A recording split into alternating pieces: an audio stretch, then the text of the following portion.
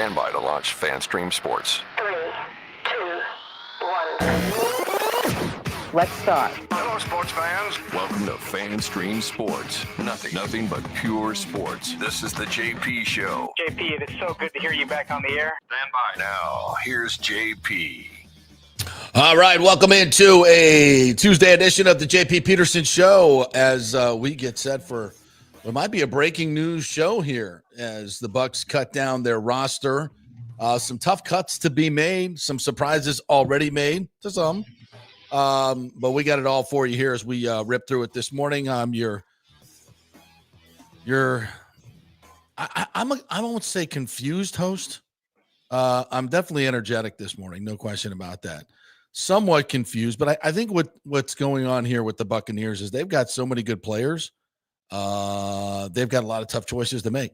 Trey Palmer just got released and waived by the Buccaneers, wide receiver. Yep. Not shocking. Good morning to you, Tim Ham from our Dallas affiliate, FanStream Sports DFW. How are you? Doing well, JP. I don't know that any of these cuts have been surprising, at least for me. Of course, the Shiloh Sanders wasn't surprising. No, not at all. Kyle Trask not surprising. Wasn't surprising. I don't think. We've had some other moves. I don't know that the Trey Palmer is going to be, I don't know, that I consider that shocking or surprising. I thought they might be able to trade him. And you know, the interesting thing is they probably tried, right? Like these guys, they know they're going to cut. Lights on the phone or he's shopping around. He sends out the fax that goes, Trey Palmer's on the market. Fax me your offers. Because I'm sure that's how it worked, right? Yeah. But, I mean, he got nothing back. So it is what it is. I think at this point, most of the teams say, yeah, if you're calling me like that, you're going to release him anyway, and I get him for free and have other options. So we'll get through all that today. And also, JP, with the we talked about it last night, with the cut now, the release of Kyle Trask, your entire 2021 draft class is gone. And we're going to go over that. I've got all the where are they now forgotten. Most certainly forgotten. I have all of the where are they nows for you. As much as we've lauded the great Jason Light, and well deserved for his great draft classes, he's got a couple of whiffs in there too, which is the nature of the beast. You know, it's hardly an exact science drafting 18, I guess they're more 21, 20-year-olds. It's hardly an exact science, and you never know how they're going to handle things as pros. So for the most part, he's done extremely well building this roster. I think we can all agree. But, yeah, there have been a couple whiffs. No question about it. But the beautiful thing is when you make mistakes, learn from them. And certainly the Bucs have learned from their mistakes in drafting because their last few classes have been outstanding. For the sake of historical correctness, we will go over those dreadful 2016 and 2021 drafts, and you can choose which one you think is worse.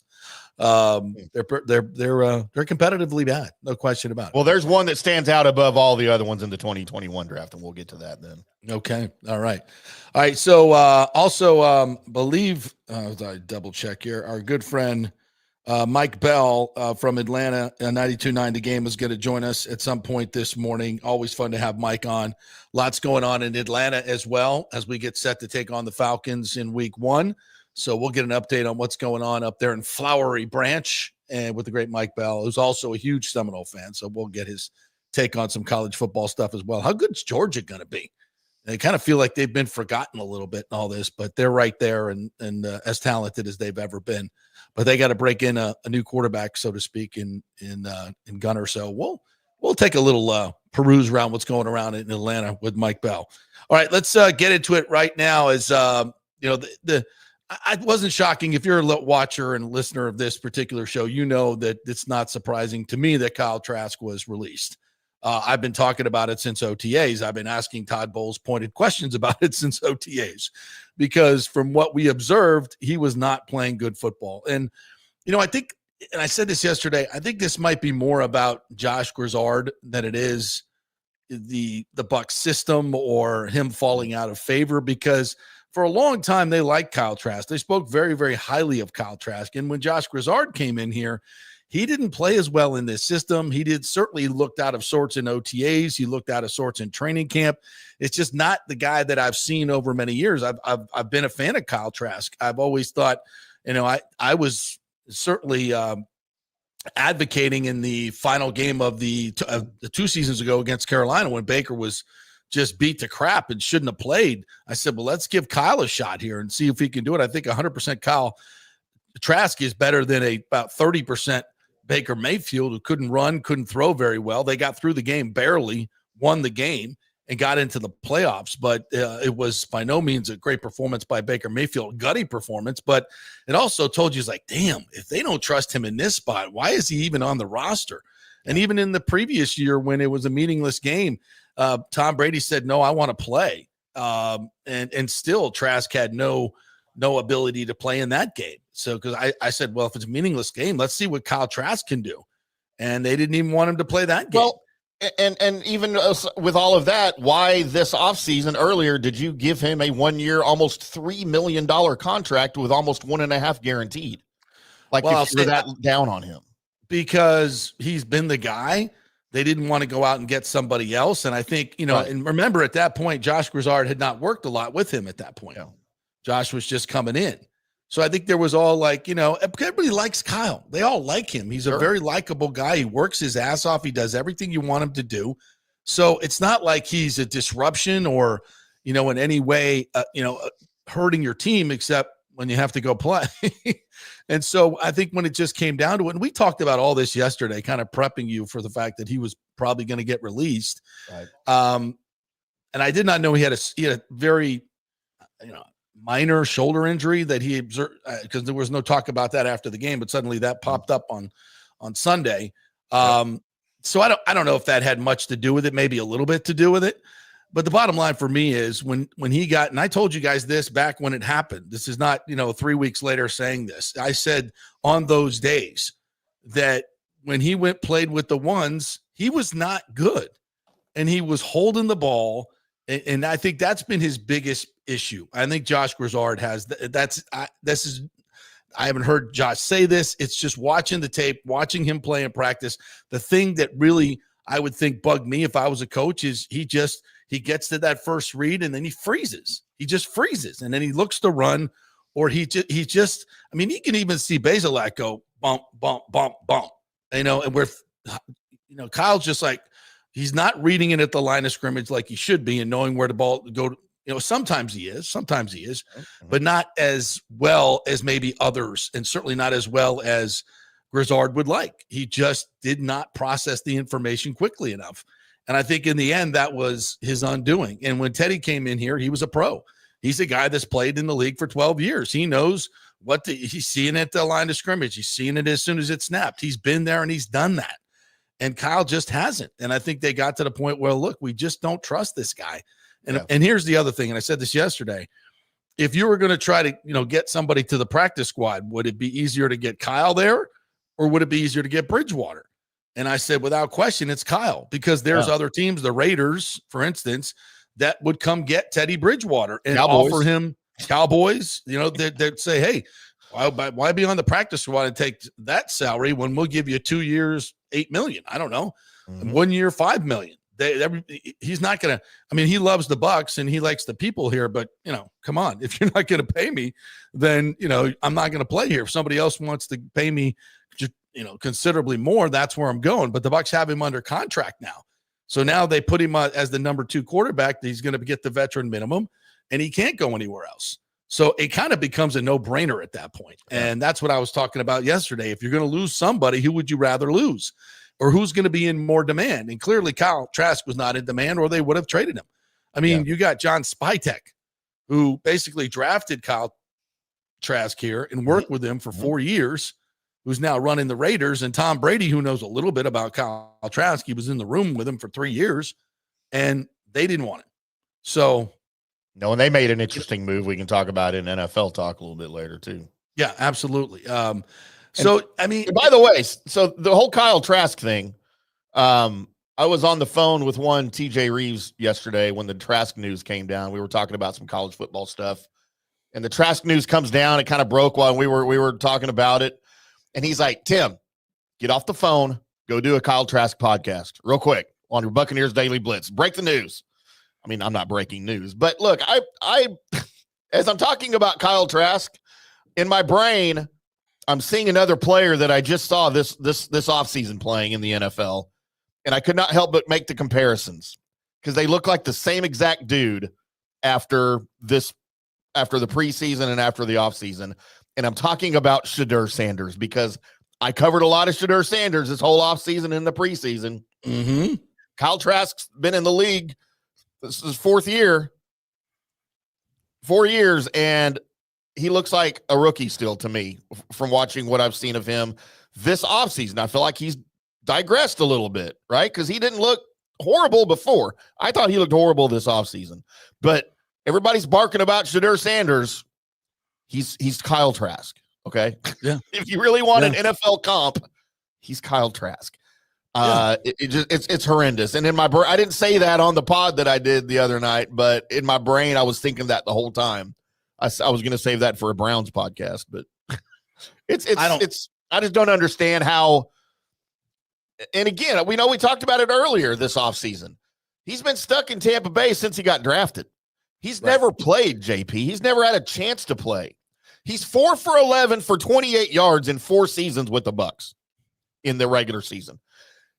And that will wear on you mentally. It will beat you down emotionally and mentally to the point that you're like, I'm not going to play. Why do I care? Not out loud or maybe intentionally, but that's what your brain and your body thinks. So maybe a change of scenery for him. And I don't know how bad the shoulder injury is. I don't think it's terrible. If he was still with the Bucs, they were going to have to put him on the IR though to start the season. Yeah. So you know what? A change of scenery for him. It's probably the best possible professional move that could happen to him. And, they weren't going to be able to trade him. He'd had 0 trade value. So this is probably the best professional scenario for Kyle Trask if he wants to continue to play football. Well, I don't know where he's going to play. No, me neither. I don't know who's going to pick him up. I don't think – and he's kind of in a catch-22. He's not considered a guy that you would think would be a starting quarterback in this league. He's just not. He's considered a backup. So if you're going to employ a backup quarterback, you don't want one with no experience. It's just, so he's gotten to a point in his career where he's in a real catch-22. And until he has the opportunity to compete for a starting job again, and, with all the young players coming up, I just don't think he's going to get that shot. So, good luck to Kyle. He's going to make $1.4 million guaranteed this year. Right. He's made some decent money, and probably with an injury settlement closer to $2 million. So it's a good start for his real estate career. So we're or his UFL quarterback career. Skip Holtz, Anthony Beck might come calling here soon. And you know what? Good. Go prove yourself in the UFL. That's a great opportunity. What it's for. Go. I think Anthony was on the show last week. They lost their quarterback, didn't they? Yeah. So Max Duggan. Yeah. Yeah. So he wanted to try to go play in Canada. So he's probably got an opportunity to go play there. And, I'm sure Anthony knows him, and that would be a great opportunity. Go there, light up that league. And then maybe you're looked at as a possible NFL starter. So yeah, to your point, could be the best thing that ever happened to him. This take, I have to just, I can't. A Bantry says the truth is Trask was waived because he wouldn't give up number 2, a jersey to a Buca, and had nothing to do with his ability to play quarterback. You don't believe that, do you, Bantry? No, I know people are so serious. No, but people are so serious about uniform colors, uniform numbers, uniform combination. You people are bananas about this stuff. Did Ibuka want number 2? Was that a story? Because I never heard that. I'm sure he did. It's what he wore in college. Yeah, but some guys don't do that. No, when he said I think he was asked about it, and he was like, I don't really care that much. 9 is fine. 9 which I think good on him. Yeah, if you're a football player, what number you wear doesn't matter at all. But to some it does from a mental standpoint. Well, now it's available if he wants it, right? If he wants to switch. Yeah, it's available now. But I think some of you really think that's a thing. So Bantry, let me know if you're serious. I will tell you this too. I will tell you this because this involves Bucs talk a little bit. When Shiloh Sanders got cut, it wasn't because of the fight in the Bills game. Okay. His destiny was decided long before that skirmish. All right. And As I said, it was a good moment for him because he was the worst player on the field, and it got the terrible tape off. There was no more second half terrible tape to go by. It's terrible. And look, we all like Shiloh Sanders. I think we were all pulling for him, but if you don't have it, you don't have it. And then now I was scrolling TikTok late last night, JP, as I do when I often fall asleep at night, right? And I was sick to the stomach of all of the crap I saw about conspiracy theories about the Sanders boys. Oh, they only cut Shiloh because he got in a fight. That's not fair. And, Shiloh's not going to play. Why didn't they send him to LA or to Las Vegas where he can play? Blah, blah, blah. And I'm like, do y'all really think that's going to happen? Like, it's the tomfoolery with the conspiracy theories is just, look, I'm the biggest conspiracy theorist of them all, but crap like that, that's just over the top ridiculous. All right. Why would you draft a player to sabotage him? Exactly. Even the Browns aren't that stupid. No. Even the Browns aren't that stupid. Sabotaged himself by taking a 24-yard sack and a 13-yard sack in his final preseason appearance, and they had to pull him out of the Shiloh game. Sabotaged himself by missing every tackle that he had a chance to make. I mean, and misreading. Yeah, misreading. If you're a safety and you're missing tackles, it's probably not a great career choice for you. No, it's just not. And Shiloh was just not. He's just not a good player. And I think if we're being honest, I think the Bucs did Drew Rosenhaus a solid and did Prime a solid by giving Shiloh a shot. Yeah. I don't think teams were lining up to bring Shiloh Sanders in to play safety. Drew Rosenhaus came to the Bucs and asked them to sign him, and they did. I don't think it would have been a choice that they would have made on their own. Right. It's, okay, yeah, sure. And not a bad idea, let's see what he's got. It's, he's the 90th guy we're going to sign. We're a little thin at safety. Come give us a shot. Show it. And he showed that he's just not a very good player. And he's not NFL caliber. And Dion was on the phone during the draft process. Hey, you guys draft my kid. Draft my kid. 7th round's fine. 6th round, whatever. Just draft my kid. Draft my kid. Of course. Like he was with Shedeur probably at some point, right? But this Shedeur shenanigans was poor from the beginning. Yeah. He was the one going on TV saying we're not going there. As if he was going to be attached at the hip with his son. Yeah, we're not going to play there. We're not going to play there. And Shedeur saying, well, if you don't want your culture completely changed, then don't draft me. Telling general managers like we're gonna, I'm gonna come in and change your entire culture. Well, we kind of, we're going to build our own. Thank you. We've seen your culture. No, thanks. Yeah, exactly. That's the other issue too. That's not quite what we're looking for. Yeah. So it's a joke, and we know what it is. It's the same old stupid race baiting bullshit that and thankfully, a lot of that is it's being exposed for the ridiculousness that it is. It is. If that's where you're going with it, you don't have a leg to stand on. You just don't, and you look like an idiot. But that's okay. It just further exposes these dumbass narratives. Not saying there's not racism, not saying that. I'm just saying there's no racism in the NFL. If you want to make a case for racism, you probably might want to turn that around, actually, from black and white. But we're not doing that. But if you wanted to make a case, it would probably be a lot easier to do it in the reverse way. To sit there and say that there's still some type of stigma attached to black quarterbacks is the dumbest shit ever. Open your eyes. Look at the league. I mean, it's just ridiculous. Did it once exist? Absolutely. Was it reprehensible? Absolutely. Were the people who are a part of that, including Hugh Culverhouse, horrible racist people? Yes, they were. And we can call that out 9 ways to Sunday. But as we sit here in 2025, that's not a thing. No. It's not a thing. Just stop it. And we know you're doing it for clicks, and you make yourself look ridiculous. Yep. Bucs Basement says, if you're depending on Bridgewater to save your season, should Mayfield go down? Well, prepare to have a long season. This is an interesting topic. I've said this, Tim, I've been on this since OTAs. The Bucs need to go find a reliable backup quarterback. I've said that, and I don't know how many more were left at that point, what the other options were. We saw Carson Wentz was just signed. Would he have been a better choice than Teddy Bridgewater? I don't know. Josh Grizzard had a relationship with Teddy Bridgewater.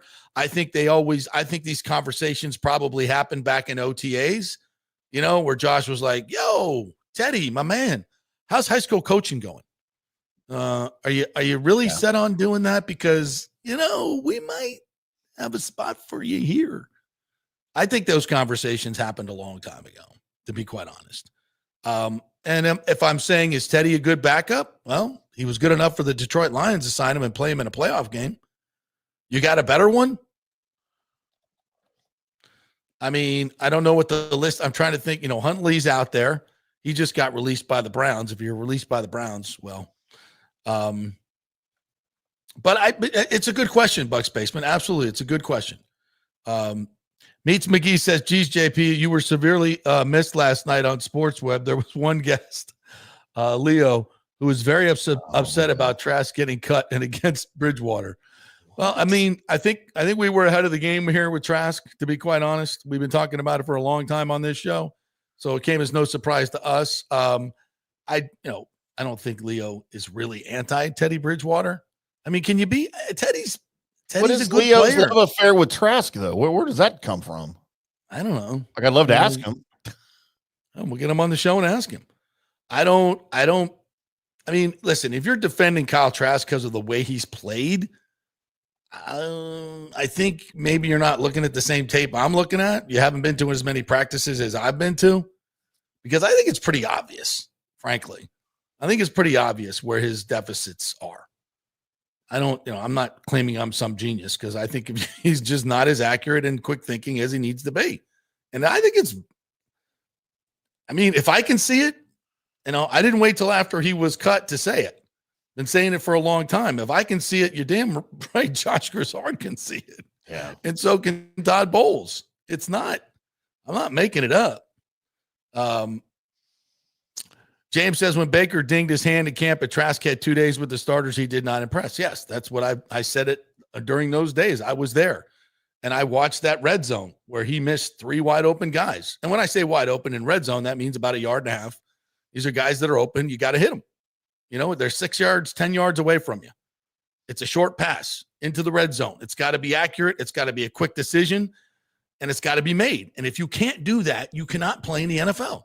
Simple as that. Simple as that. That is the prerequisite in those situations. And he did not meet the moment, in my opinion. And here's what could happen. Here's what could happen. Baker could hurt his wrist, bang his finger, his thumb on his passing hand on a helmet during a play here and within the first 2 months of the season. He's going to miss maybe the second half of a game, and Bridgewater is going to come in, throw a couple of touchdown passes. The Bucs will get the win. Bridgewater might have to start the next game. They'll get the win, and then everybody's going to forget Kyle Trask ever played for the Bucs. Exactly. And it'll be fine.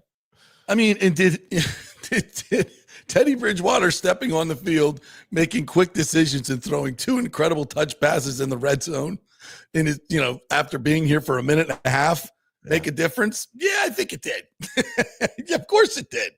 I think Grizz was probably going, see, this is what I'm telling you.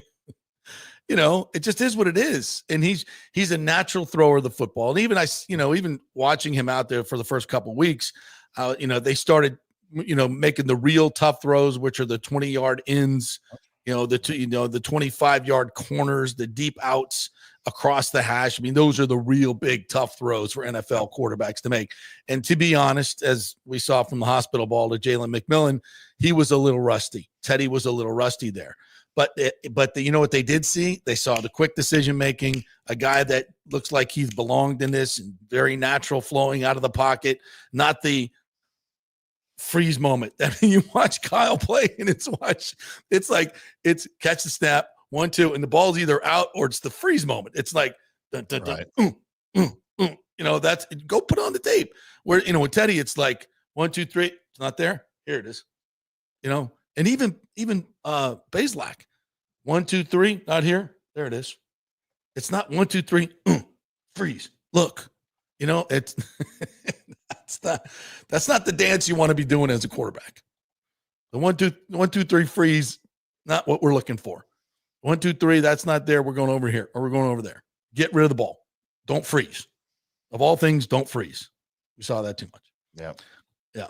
Yeah, as Cody says, Bazelak looked better than Trask. Yeah, and I think he'll be the guy on the practice squad. Which means he'll be your number 3 emergency receiver every game. And RJ Martin reminds us that Baker versus Trask was never a competition. At first, I thought it was, and then it wasn't. And it didn't take long. And then it wasn't. And I've always been high on Kyle. Like I said, I called for him to play twice. Like let's see what he's got. Because not knowing it, and I'll tell you what, I think Jason Light, if he had to rethink it, and Todd Bowles, they had to rethink it, they would have played him. I mean, they did win that game in Carolina. Thank 2 touchdowns being called back, but they did win the game. Yep. Sergio says, quit being such a Debbie Downer, Bucs basement. Our season will be lost with Trask as well. It's time for a change. Chill out. Yeah, it's not. I mean, we are talking about the backup quarterback here. Let's not lose sight of that. We're not talking about the actual starting quarterback. Yeah. So, Bucs says, safe to call the 2021 class a complete bust. Light was focused on the wrong things in a draft where we were trying to go back to back. It was a bunch of backups that never amounted to anything. Yeah, you're right. He did. It wasn't his best draft. He's had better ones. You want to go over the 2021 draft right now, Timmy, or you want to do that next segment?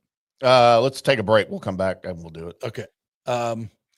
Denver Harden, good morning to you. Haven't seen you in here. Welcome. Trask never got a real chance to compete. Bridgewater's being hyped up way too much. Doesn't matter either way, though. If we lose Baker, we're cooked. Denver, 5 years. Never got a chance to compete. 5 years. Now, I know he was behind Brady. He wasn't competing for the first job, but and then they brought Blaine Gabbert in. Then he did get a chance to compete with Baker. He lost the bout. He got a chance. He was going to compete with Michael Pratt for the backup job. If you've been somewhere for 4 years playing scout team every day, how many times have we heard about scout team quarterbacks really impressing and then getting a shot to start other places? It's happened a lot. And he never really impressed. I mean, that's a long time. Yeah. I know a lot of guys that would kill for that opportunity. And got that chance. You're understudy to Brady, and you still don't know how to get the ball out quick and read before the. I mean, if you're saying he didn't have an opportunity, I don't know, bro. I think a lot of guys would have killed for that opportunity. And again, like room with Brady for 3 years. Like I said earlier, he's been here so long, riding the bench. He was just dejected, man, in a Bucs uniform. He knew he wasn't ever going to be the guy, and he needs a change of scenery, and we hope the best for him. And you know what? That was evident this year, especially when Teddy got the start, and then he came in Pittsburgh and looked like shit. I mean, he was just like mentally he was cooked.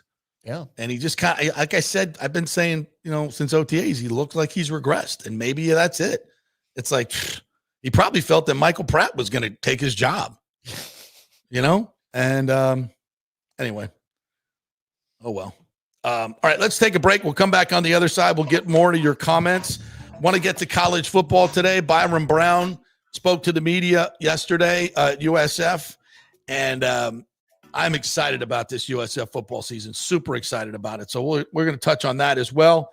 And we got to go around the NFL. There's a lot of moves being made, so we'll keep you up to date as the breaking news comes in. And of course, we're going to talk some Braves baseball. Junior Caminero, another 2 home runs last night. Oh my Lord, this kid is unbelievable. Yeah, we are. I'm kind of excited about next year's Rays. I'll tell you why. Hey, we're brought to you by the Jeeves Law Group, JEEVES lawgroup.com. They're local, they are trusted, and they get results. If you're in an accident, it's a no-brainer, folks. You want somebody that knows the local legal landscape and is a great attorney, and that is the Jeeves Law Group. Scott Jeeves is absolutely fantastic, super smart, and he is a badass, and the insurance companies don't like to go up against him. Jeeves Law Group, not attorney spokesman, offices Tampa and St. Pete. And by the great folks at OnsiteConstructionFL.com, OnsiteConstructionFL.com. Jason Fawcett is the owner over there. You've seen him on this program. Great dude. Really, really great contractors. They do fantastic work on budget, on time. Read their 5-star reviews on the website. See some of the great work they've done. They've got a great gallery of pictures there. And get your free consultation. He'll come out to your house, look at your house, give you some ideas, and then you get on the preferred client list. So if there's a hurricane and you need a contractor, you already know who you're going to, and you're on the preferred client list. That's important. It's onsiteconstructionfl.com. Back at 3. Although it may seem tempting to go without health care insurance, the financial risk far outweighs the gain you may experience. For example, did you know if you simply broke your leg, it could cost you nearly $7,500?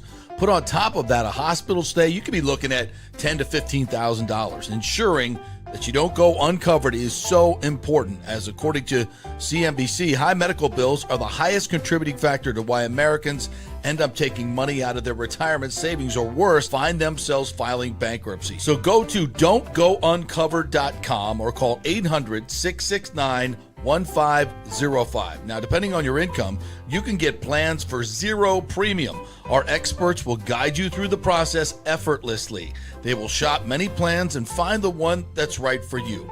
I called and I have full health coverage through Florida Blue for zero monthly premium. It's a free call. So why go uncovered? It's a huge risk. Go to don'tgouncovered.com or call 800-669-1505. That's 800-669-1505. Italiano Insurance would like to congratulate the Bucs on their 50th anniversary season. And you know what? We've been here for every season and then some, over 60 years in business. We've seen some smart coaches with great game plans, but if you don't have flood insurance or business insurance, that's a terrible game plan. That could ruin you financially. You don't want to take that L. So call 813-877-7799 and let their friendly agents quarterback your insurance and save you big money. Italiano also sponsors our FSU report every week, so go Noles. 813-877-7799 or go to italianoinsurance.com. JP here for Riveters, our new official sports bar and grill of the JP Peterson Show. And just like our show, no BS, no corporate chain feel, just amazing, authentic folks serving great comfort food in a casual atmosphere at unheard of prices. Riveters is located just south of Raymond James and Steinbrenner Field on Dale Mabry, walking distance to the park, so free parking, great place for pregame and postgame. Let's talk about fresh food. Nothing is frozen. Burgers, wings, prime rib, roasted fresh daily, never frozen. That makes a huge difference. The mahi, the salmon, also super fresh. All our sauces are original recipes made in-house. Our Warhawk chili and fully loaded potato soup is made fresh in-house. It's the best food anywhere, served by people who actually care. Riveters on Dale Mabry, just north of 275, just south of where the Bucs and Rays play. We'll see you there. Are you looking to renovate your home, rebuild after the hurricanes, or build your dream home from scratch? Well, let me tell you about my friend Jason Fawcett and On-Site Construction. They have over 1,450 satisfied clients, 25 years of experience, over 500 designs, and a talented team of over 40 construction professionals. They believe building something exceptional begins by truly focusing on all the details, even the smallest ones. We understand that construction can be a daunting process, and we're here to make it as smooth and stress-free as possible. Quality is non-negotiable at On-Site Construction. We use the finest materials, employ the most skilled tradespeople, and adhere to the highest industry standards to deliver a product we're proud of and that you're going to love. Our project management is meticulous with a focus on completing projects on time and on budget. Your happiness is our primary driver. So give us a call at 813-579-5789 or check out our incredible website at onsiteconstructionfl.com. Are you having legal issues with a business partner or other legal business issues? The attorneys at Walters, Levine & DeGrave can help. Call 800-616-0384 for a free consultation. At Walters, Levine & DeGrave, we've redefined what a law firm can be with top-tier attorneys, personal service, and 26 years of success. From business law to civil litigation, we deliver smart, client-focused solutions. Walters, Levine & DeGrave recently won a $6.4 million jury verdict from a large real estate developer, and they can win for you too. Walters, Levine & DeGrave. Let's solve it together. Not attorney spokesman. For a free consultation, call 800-616-0384 or go to walterslevine.com. Offices Tampa, Sarasota. Let's go. Right now, back to the show on FanStream Sports. right, welcome back to the JP Peterson Show, brought to you by the great folks right here at Kingmakers, where our studio now is located. KingmakersTampa.com is the website. It's a really cool space. By day, it's a workplace where you can come in and have a private office, a very stylish conference room. This production studio that I sit in right here can be yours as well. If you want to do podcasts for your home, it's all included. And we have a lot of other fun. By night, this becomes a sports-centric place for you to network with all the great folks here in town. We have a golf simulator that is second to none. We got a big sports bar right out here as well. That's really cool to watch all the games. You can have events here. So it's a very unique space. It's KingmakersTampa.com. It is a private club, so become a member now. If you're a young entrepreneur or established businessman and you need a spot in Midtown Tampa, this is the spot for you. Lots to do here, lots to get done. So close the deal here and then celebrate at night right at the same place, KingmakersTampa.com. Or if you just want to come hang out and bug JP in the middle of his live broadcast. Not advised. Not quite what we're going for there, but thank you for saying that. I mean, watch from afar. How about watch from afar? Do you have a window? Not real ones. Wait, can we put up the other shot here? You can see the windows, right? Right there. There we go. Yes, we have two windows. So they're the golf simulators on the other side, but I think there's a wall in between. But simulated windows. We should paint something in the window, like some a fake scenery or something. Yeah, like a water, maybe like a water view. That's what I want. I want a water view. Yeah, I mean it's Tampa. Yeah, I think that's what we should be going for. You should be able to get a water view. It's Tampa. All right, we'll work on that. Or some type of hologram in there. I don't know, projection. How do we do that? It's a video of a boat on the ocean. How about, well, you know what we'll do? We'll have Brady on one side with the trophy, and it kind of moves from one side to the other window. As he throws it to Gronk. Throws it over to Cameron Brate. Get the call right. It's Brady to Brate with the Lombardi on 2. Ready? Can't believe Brate caught that, first of all. The first time I saw it, I was like, everybody's like, oh my God. I'm like, they didn't throw it that far. And then I saw another angle. I was like, holy shit. that was a good 10, 15 yards. Yeah. What an arm on that guy. So He's got something. Ends up at the bottom of Tampa. What happens if it ends up at the bottom of Tampa? How many people are diving in to get it? It's not that deep right there. Let's just be honest. It's everybody. I think starting with Tom Brady, I think would be the first. You think it floats? Oh, shit. It's hollow inside, right? It does not float. It doesn't float? No. I think it weighs a good 25 pounds. I think I've never hoisted a Lombardi girth to it. I think it's got a little bit of weight to it. I've held it. It's heavy. All right. It's heavy. Well, it can be heavy and still float if it's buoyant. You don't think it's buoyant? That's true. I've seen cruise ships. I mean, look at boats. Yeah, I still don't. Two things. I honestly, I understand buoyancy, so please don't give me but when I look at some of these cruise ships and go, how the F does that say afloat? Because you can't see what's underneath. I get it. But how does that? They're so tall and they're so big and it's on water. It's like, how the hell does that thing float? And the same with 747s or Airbuses.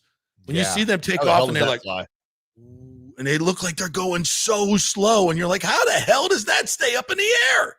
It's like 25 tons or whatever it is. And if Desmond Watson's on board, it's more than that. Oh my God. Poor Desmond. Leave Desmond alone. By the way, Rick was very, very, I think, be nice, compassionate. Rick. He was very compassionate. He had to throw this up this morning. In a show of teamwork, the Bucs donated Watson's jersey to the Rays to repair the trop. Come on, dog. Oh my God. Come on, dog. We fat shaming now? Come on. Is that what it's come to? Hey, Rick, how many NFL teams have signed you to an offseason contract? Same as me. Can't believe he said that. I can't believe I put it up on the screen. What was I thinking? Pretty sure I can. Yeah. And as he said about Trask, Spytech didn't even want him. And neither did Neither did our the other two offensive coordinators that have head coaching jobs, right? Yeah. I mean, think about that. Canales, yeah I'm good. Mm-hmm. That's a shame, too. He's a good Florida boy. Yeah. Michael LaRue says Florida Gator quarterbacks are not good NFL QBs. All of them have been bad in the NFL. I mean, Danny Werfel wasn't horrible. Wasn't great, but he wasn't horrible. He wasn't good. He was a Saint, man. He was good with the Saints. He was not good. That was just a bad team. Yeah, it was a bad team. Anthony Richardson, let's just be honest, never had a chance. Nope. I mean, but that's his own fault. Or was it? He probably was pretty smart. He could have exposed himself as not a very good quarterback. Although I think he would have been a really good collegiate quarterback. I think he had the skill set to learn RPO offenses, and with his athletic ability and playing in college, he could have been really, really good. I think he would have been. He showed flashes of that. But then again, if you're going to go to the NFL and some team's going to take you 4th overall and pay you all that money, you take it. Don't take a chance of getting hurt in college or exposing yourself as a bad quarterback. If someone's going to pay you, take the money. By the way, this is an interesting tweet that I saw this morning. Quinshon Judkins, who had the legal issues, right? Drafted by the Browns. Mm-hmm. And he has not signed his rookie deal. And according to Pro Football Talk, he could go back to college and play. Yeah. Because he hasn't signed his rookie deal. Well, because they are not offering him his rookie deal yet. The team hasn't presented it to him because of his legal issues. They're like, you need to go work out whatever it is that you're going through right now, and then we'll talk football. That's what's happening with the Browns and Judkins, which sucks because they need Judkins. He was supposed to be the replacement for Nick Chubb, who's now in Houston. But no, that's the team just as much as him. That's the team doing that. Like some players, will come and work out in OTAs, right, before they sign their contract. Well, who was it? The second-round pick for the Bengals, or first-round pick for the second-round pick for the Bengals. I mean, they're in camp for a long time before they actually sign their deal. Yeah. I mean, can guy, if you're like a 5th, 6th, 7th round pick, can you go to camp and work out? And then when you get the sense, you know what, I'm probably not going to play or might even get cut, I'm going to go back to college, because you can make good money in college now. And say if you're on a team right now and you get cut, can you go back to college and make $1.5 million and play at Florida State? If are you a good offensive lineman, we'll take you. Once you sign your deal, you're done. But if you never sign with your team, right, then absolutely. Because you can go to OTAs without signing. That happens all the time. But you can't. Right. I don't think you can go to training camp without signing, though. I don't think you can participate in training camp, right? Correct. Yeah. That is correct. But if you were to go, and all the way up to training camp, you went through OTAs and everything and just said, you know what, I'm probably not good enough for this league. I'm going to go, or I need some more seasoning. I'm going to go back and play college. Nobody's done that yet. Right. But he could go back and play in college. He could. I mean, I bet there was a lot of teams right now that would take him in college, right? I mean, will they with what he's going through? I mean, you're probably right. It probably doesn't. Yeah.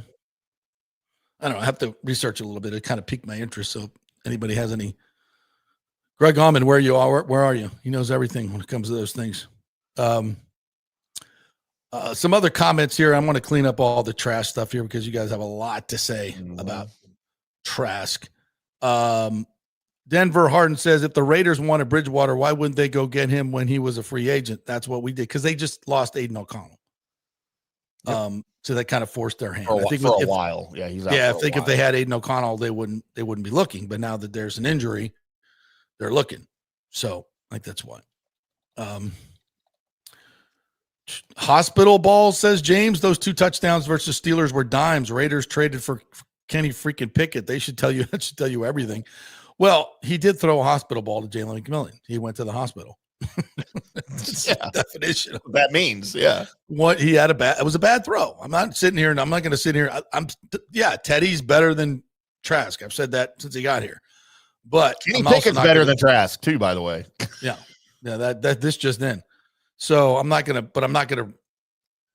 deny the reality. He threw a bad pass, but that happens. When Baker Mayfield throws hospital balls, it happens in the league. But normally, guys don't go to the hospital. That was a very unfortunate way that Jalen McMillan landed. Yeah, it was a very unfortunate tackle. Normally, those tackles don't happen that way. You hit a guy like that, and I don't know if it was a cheap shot.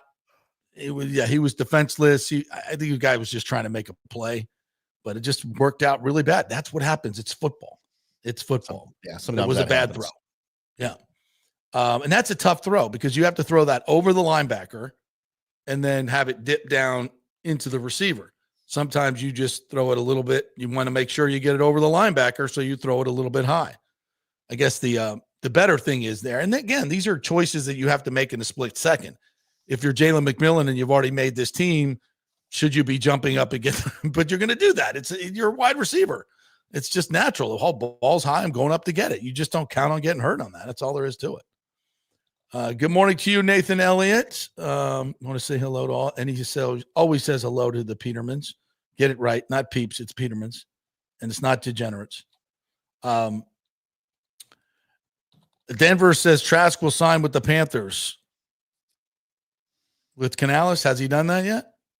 That's when Trask looked the best, when he will be insurance if the young guy goes back to what he was. We'll see. I don't know who the Panthers backup is right now. Hang on, I'll tell you.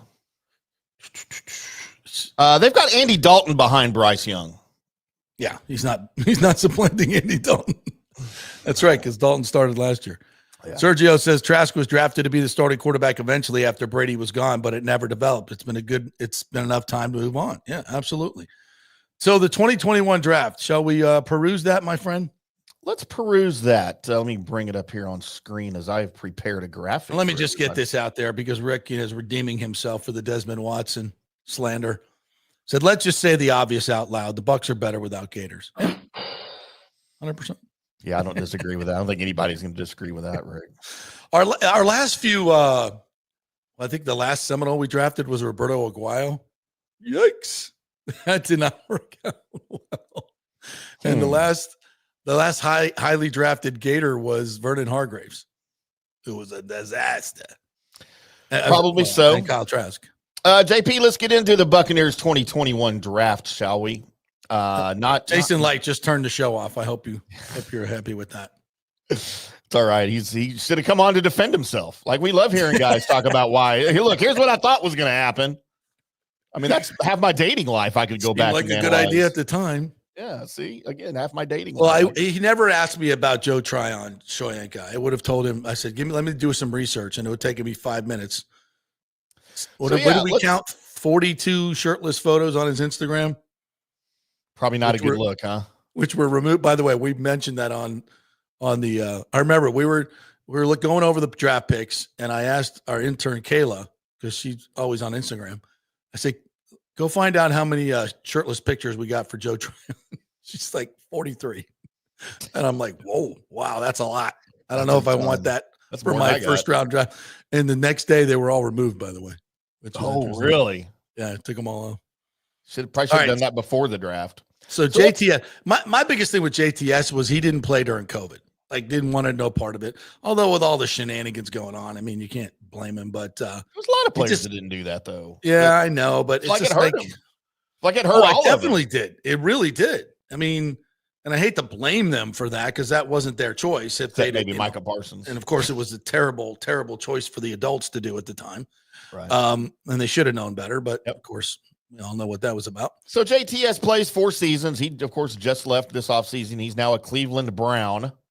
Mm-hmm. So, I mean, do you want your first round draft pick to stick around longer than 4 years? Probably.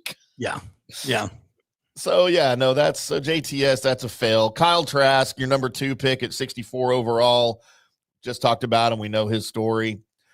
Robert Hainsey for a 3rd round pick, JP. 35 starts in the league. He was here for 4 years. Yeah, we got something out of him. He's a good player, good teammate. Started for a couple of years when Big Big Red went down. Yeah. So I mean, he filled a for void. a third round pick. Yeah. And he filled a very important void for a couple of years. And I think we would have held on to him before you got Barton. Yeah. You know, before somebody else wanted him. That's why he's still in the league.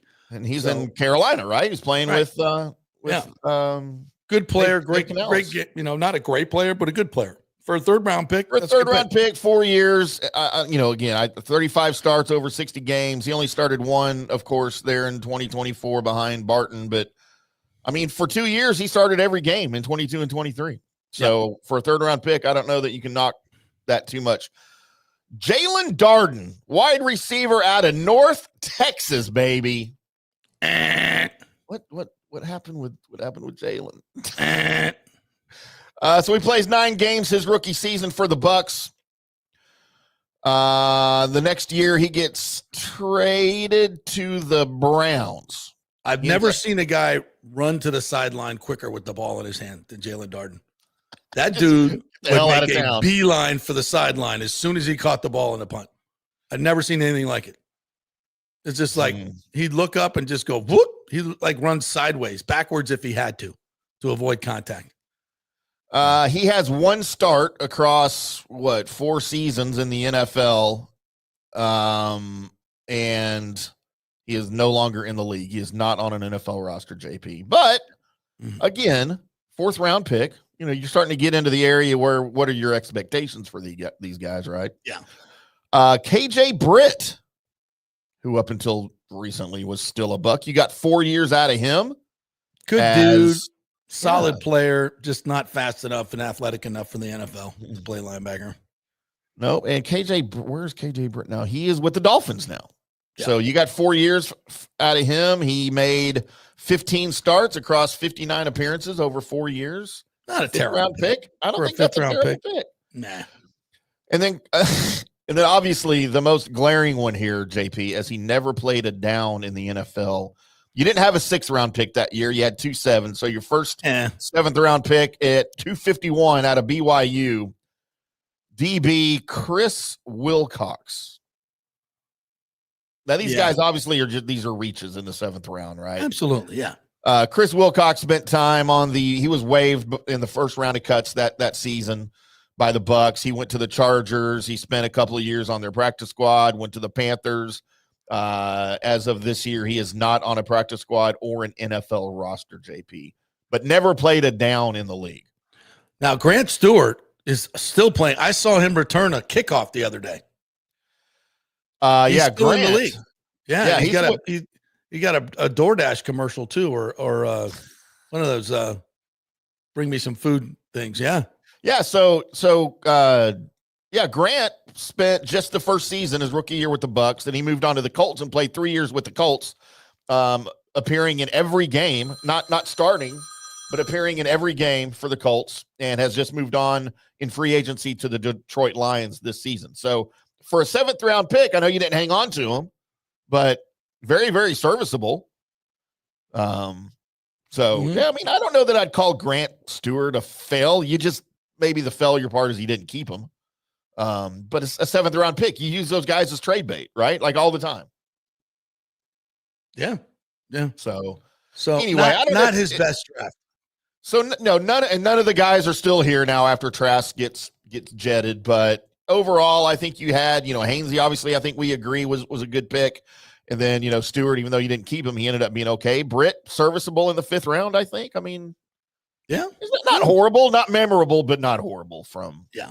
It was a bad draft. It was a bad draft, post Super Bowl draft, but it is what it is. And we move on because this team is ready to win a championship. So let's go.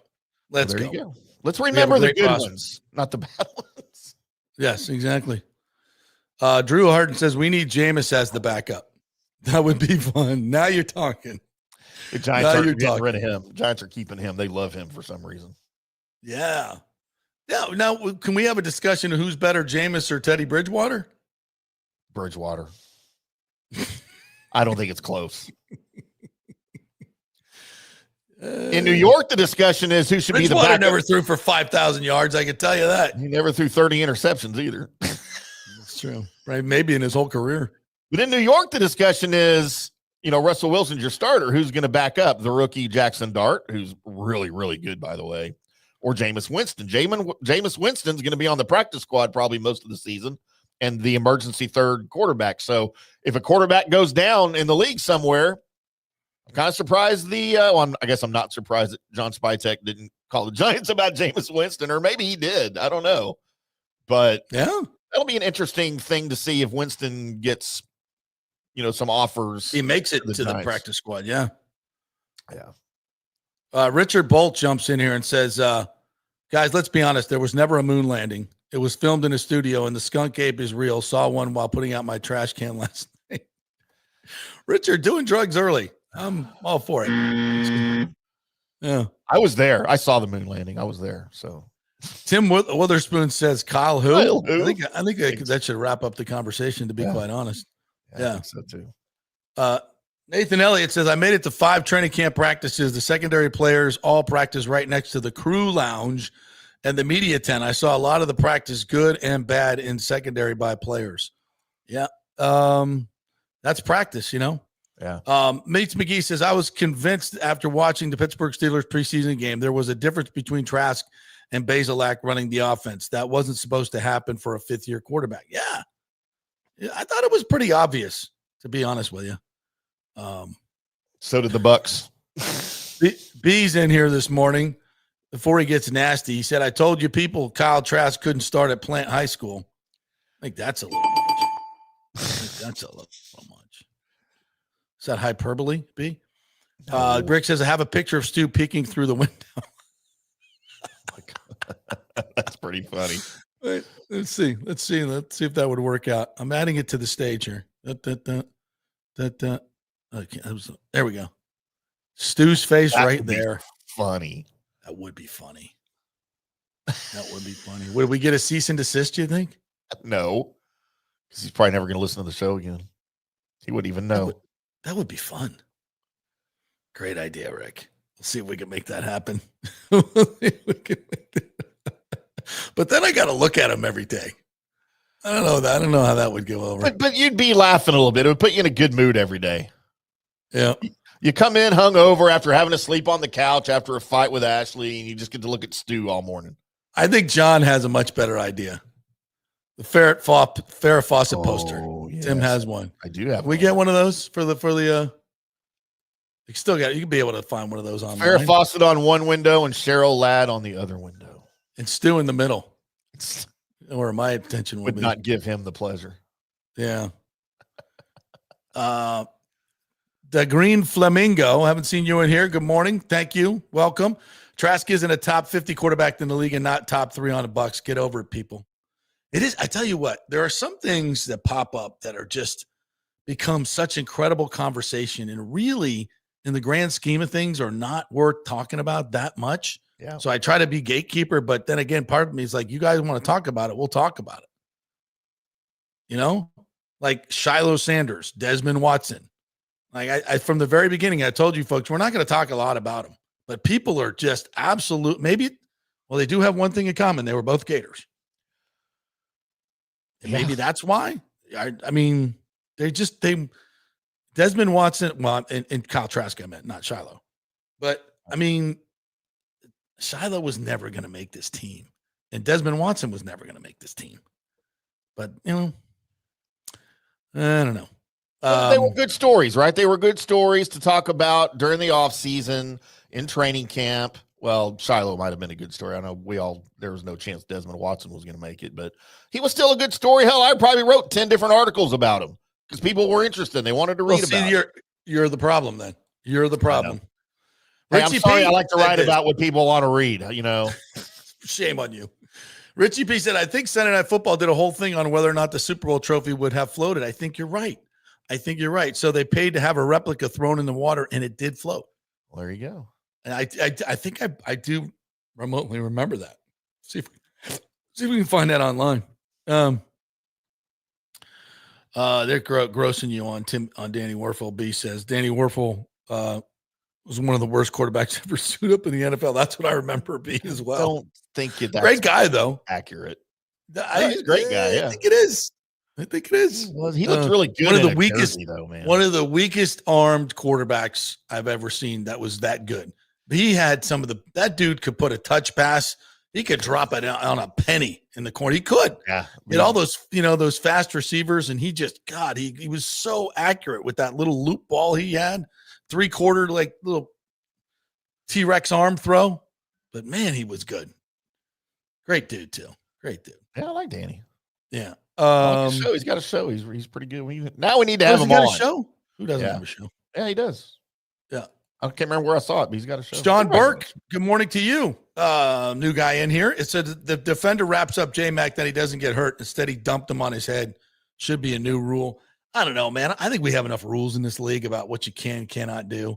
At some point, you just got to let them play football. It's not a great. I think you're going. What happens is you're okay. Ball's thrown. You're a defensive back. You react to the play. You're coming up on the receiver. You don't know if he's going to jump a little bit higher or what. You're just going to make a play, and then he gets really high. You kind of go underneath. I think we act like everything happens in slow motion. It doesn't happen that way, guys. It's bang bang. You're just going up to make a play, and then you kind of come underneath them. And I'm sure the first thing the defensive back said was, "Oh shit, sorry, man." Didn't mean to do that. I mean, nobody wants to hurt anybody out there for the most part, unless you're that idiot that played for the Bengals for so long. But other than that, I think for the most guys, people aren't trying to do that. And I hate when we go make rules about it. Oh, Brady got hurt. Let's make a rule. No. Oh, my God. Let's just, hit him harder next time. So JP, in the parade following the Tampa Bay Buccaneers Super Bowl win in the 2021 season, many were concerned when Tom Brady would sink the trophy if he actually threw it overboard. However, it was proven by Randy Moss on NFL. It was the NFL countdown crew, I think, on ESPN that would float. I think they're the ones that had it made and flew it in water and threw it in some water. So I don't know why you didn't just throw the real thing in water. Like, that would have been more interesting to me. Yeah. All right. Michael LaRue says Jalen Darden was a bad pick the second they turned the card in and they traded up to get him. Yeah. Guy was scared of contact. First guy. Yeah, he was just, I never seen anything like, and we kept him around too. Like, we kept letting him. I mean, he'd done that twice. For most coaches, it'd have been over. I don't know why we kept him around for so long. It got to be ridiculous. Like, Jason Light's got a kind heart. Press box. Yeah. Anything else we need to get to here? All right, we'll get to some more comments in a little bit. We had a lot of people commenting. We appreciate that. All right, we'll take a quick break.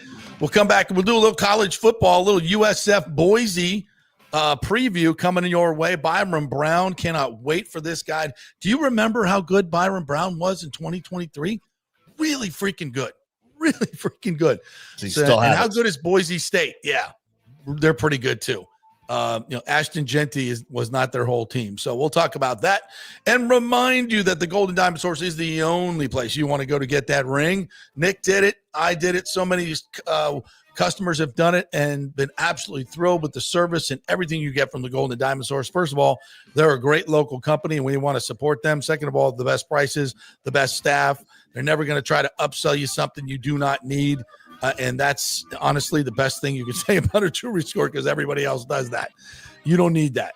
They'll try to get you the best ring for the best price, and that's at the Golden Diamond Source. 3800 Ulmerton Road, about 15, 20 minutes from downtown Tampa. Back in 3. From I do to I still do, the Golden Diamond Source is there for every special moment in your lives and mine. JP here for the Golden Diamond Source. I bought my engagement ring there, and so did my co-host Nick. Great experience. And no matter what your budget is, they will guide you from your first diamond purchase to upgrading your Golden Diamond Source diamond at 100% of its value for a bigger, better diamond. That's awesome. 100% of your diamond's value. You can't get that anywhere else. Enjoy their beautiful, relaxing bridal salon and select from the most extensive collection of diamond engagement rings, anniversary rings, and wedding bands. Julie and Steve Weintraub have always told me that they want to be your family jeweler, and that has been true for me, from special presents like birthstone pendants, tennis bracelets, even diamond studs. They have it all in one place. So if you want her to say, I do or I still do, be sure to choose a diamond from the Golden Diamond Source, 3800 Ulmerton Road, always online at thegoldendiamondsource.com. Getting old is inevitable, but feeling and looking old is avoidable.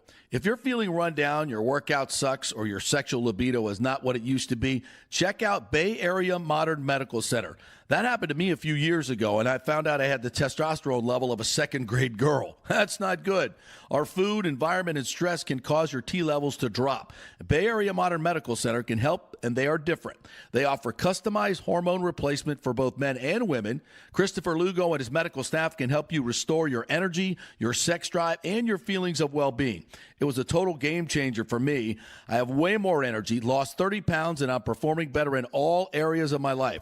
Nobody wants to talk about sexual health, but it's key to a balanced life. We offer discreet treatments with real-world results. So if you're suffering from a lack of interest in sex, ED, or lack of sexual stamina, Dr. Lugo and his staff can help. Take your health care to the next level at Bay Area Modern Medical Center, 844-977-3477 or BAMMC.com.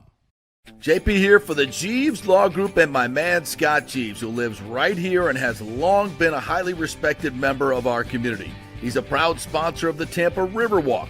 Jeeves Law Group is also a proud sponsor of our Grand Central District in St. Pete and has neighborhood events throughout the year. He has an office on Central Avenue in St. Pete and one on South Howard in Tampa. You can't get more local than that. So when you need an attorney, you're going to hire some huge firm that advertises all over the state or the one that supports your favorite sports show. It's the Jeeves Law Group. We're local, we're trusted, and we get results. For personal injury and personal attention, call us for a free case evaluation. That's 8889-JEEVES. That's 8889-JEEVES. With this record heat in Tampa Bay, you better have your AC unit running at peak efficiency. Third Generation Plumbing installs the best American standard AC units. Our split systems offer the highest efficiency available while reducing energy bills and maximizing comfort. That's why Third Generation Plumbing trusts American standard air conditioning, built to last, made to perform.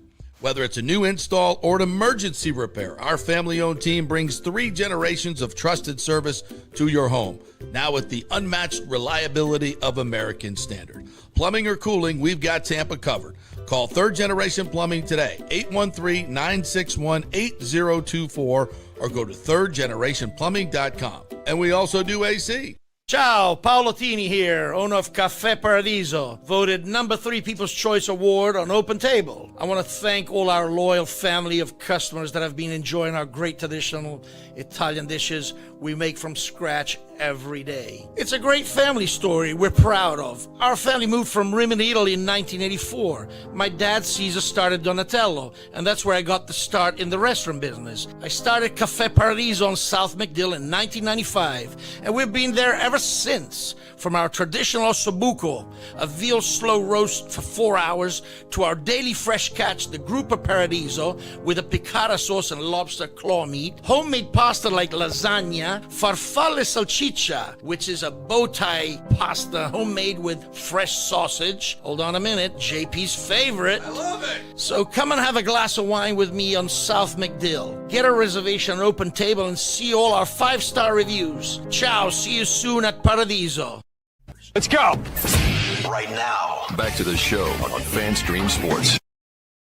All right, welcome back to the JP Peterson Show here on this Tuesday. It's college football is right around the corner, and a great place to watch it, Riveters. And if you're going to the game, USF on Thursday night, 5:30 start. Why don't you come over and join me at Riveters for a little pregame? Because I'll be stopping by there to have a cocktail or two, and maybe even some wings for happy hour. Happy hour starts at 3. So we'll get the wings, the $8 or 8 wings for $12, that's a meal, fantastic wings. And then you'll get the $3 domestic beers. You can get the hazy IPA on draft, which is fantastic at Riveters, although it was sold out the other day. How many people love it. So Riveters is the place to be Thursday night before the USF game coming up against Boise State, 5:30 start. It's going to be hot. It's going to be hot. So I'll be double dipping. That one and then FSU Alabama on Saturday. Head on over to Rivers, right there, just north of 275 on Dale Mabry, just south of the stadium. Great place to hang out. JP, Brother, I just had like a power surge here at the studio. Like the power went out for a minute. So did you now? If I lost everybody, I apologize.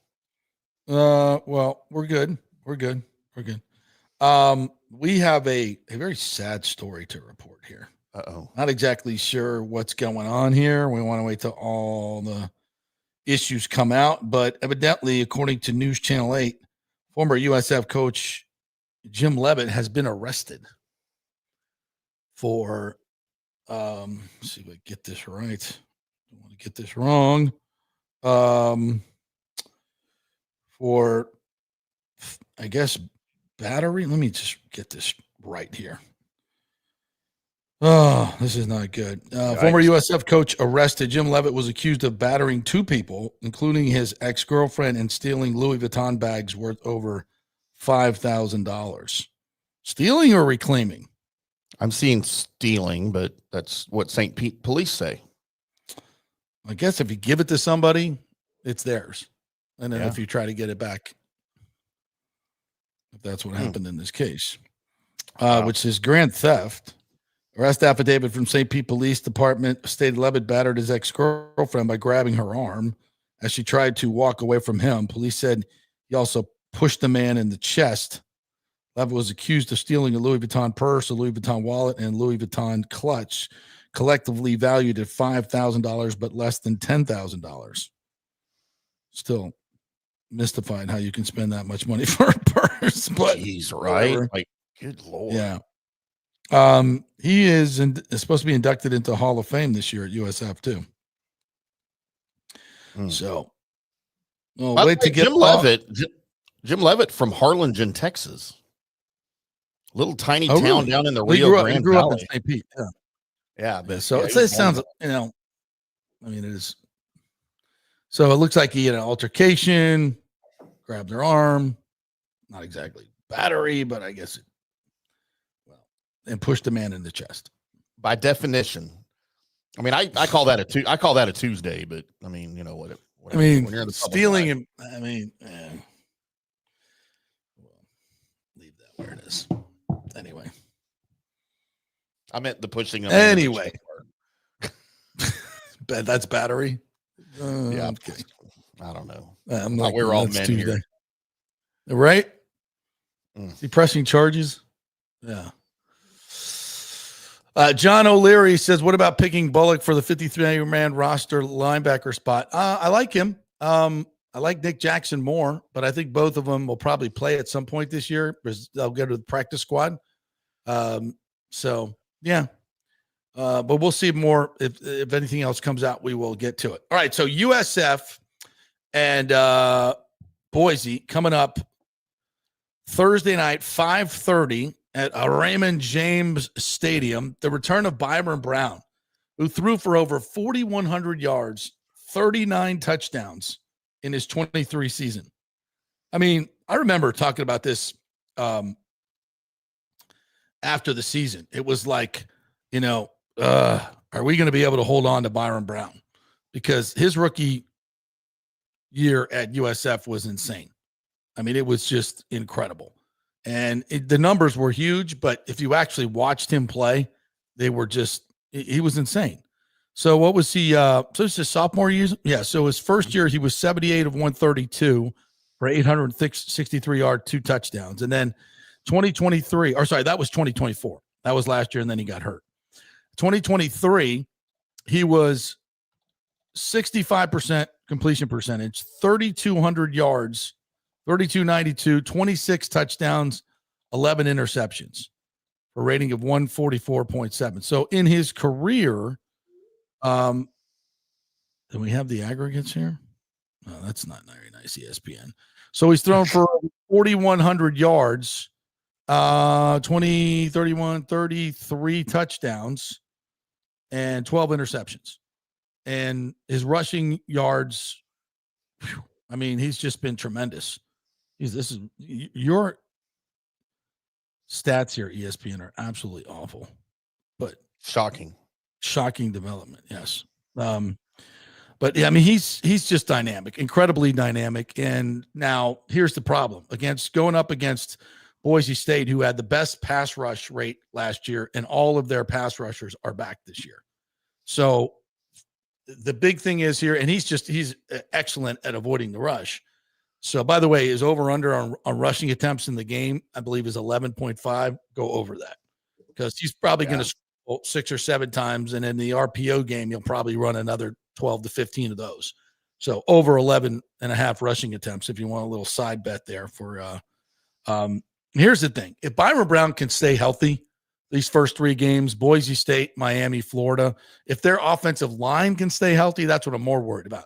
If they can get through these first 3 games, I think they can have a really, really special season. But that's a big ask against some very physical football teams. And again, Boise State returns 6 people on defense. Spencer Danielson has some great things to say about Byron Brown, their second-year coach. And, of course, they made it to the playoff last year, got a bye. Their quarterback, Maddox Madsen, threw for over 300 yards against Penn State. He's back. He's not a super athletic dude, but just a really good quarterback for that system. So, it's this 12-2 team. Yes, they lost Ashton Genty, but this is also the program that's had Jay Ajayi, Alexander Madison. I mean, they put out running backs. Just because he left doesn't mean they're going to stop running the football. And they got a really good offensive line. So this is a really, really tall task for beat Boise State. But at some point, you got to step up and get a win against a top 25 team. It's been a while I think they're 0 for their last 17. So this is a great moment. It's a 5:30 game. It's the first game of the season. Maybe you catch them napping a little bit. Maybe you get them in the heat a little bit. You got to get a couple of big plays from Byron Brown, maybe 4 or 5 on in the air and on the ground. They've got some talent here. And Alex Golish, I think, has done a great job with this team. This is a moment. This is a huge moment for USF. And they need to step up and win games, give them a little bit of momentum, because if they can come out of this first 3 games 1-2 and get into that conference season, boy, that's going to be something special. It's going to be something special. I mean, because the home schedule is not, it's not enticing for fans to watch. And if they start 0-3, I'm afraid they lose any attention that they've had, especially with the Bucs. If they get off to a good start, I want that stadium to be somewhat full. Like let's fill the lower bowl. Let's fill the lower bowl and get a nice atmosphere in there and get some. It's exciting football to watch. The tempo is good. Defensively they were awful last year. Hopefully they're better this year, and they can get a win. Because they played Alabama tough, they played Florida tough, they played Miami tough for a half. They've been right there with some of these big teams, but they get worn down and they just can't get throughput it. So, I mean, it was at Alabama 2 years ago, 6 minutes left in the game. They have a chance to tie the game. Mm-hmm. They're inside the 5-yard line. So, yeah, this is a huge opportunity for them to get that top 25 win, get off to a good start, make it through those first 3 games, and then see what you can do in the conference. Maybe finally win your first conference championship. And, that would just be huge, huge for USF, especially where they're at right now with conference realignment coming up. We need to show the Big Ten, the ACC, whoever's out there looking, that this can be more than just a mediocre football town. You got the new stadium coming online. You just need, you need a 9-10 win season. We've done it before. Levitt's done it before. I mean, Willie Taggart did a 10-win season. This can be done. This can be done. So big game for USF. No question about it. And a big weekend for college football. Huge weekend. Can't wait, man. Oh, by the way, speaking of college football, JP. Yes, sir. I've just secured because, I multitask. I work even when we're on the air. Mm-hmm. I have just secured for Friday at 11:30 on the show to have the great Tim May from Columbus, Ohio, legendary sports writer covering the Bucs those Bucs, the Buckeyes, for 30 years, 40 years. Wow. Who has just migrated his legendary Tim May podcast over to our FanStream Sports Ohio affiliate. He's going to come on to preview Longhorns and Buckeyes Friday at 11:30. Awesome. So we've added Tim May to the roster. Yeah. By the way, we can officially announce this as well. We've added the great Orestes Destrada to the FanStream Sports Tampa Bay roster. So starting September 2nd, He is going to do a podcast that is Rays centric, AL East centric. And, there's not a lot of, with all due respect, not a lot of great Rays podcasts out there. So this one is clearly going to be the best by far. And he can talk, man. You He's a wind machine. him up and he will go until you say, even sometimes after you say stop. No, yeah. Which is a good thing. thing. He's a machine. And he knows what his the hell stuff. he's talking about. And he knows what the hell he's talking about. So, yeah, I think this is a great time to start this podcast, to be honest with you, because I think the interest in the Rays is going to go through the roof. I mean, last night they win 9-0, and look, they're 64-67.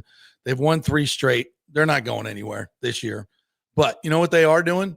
They're putting together a hell of a team for next year. Junior Caminero with 2 home runs last night. That's 39 for the season.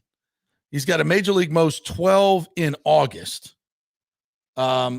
He's hit 11 home runs or 12 home runs now since 1953. That's the most home runs by a third baseman in an August. 23 and the most 39 is the most for a person under 23.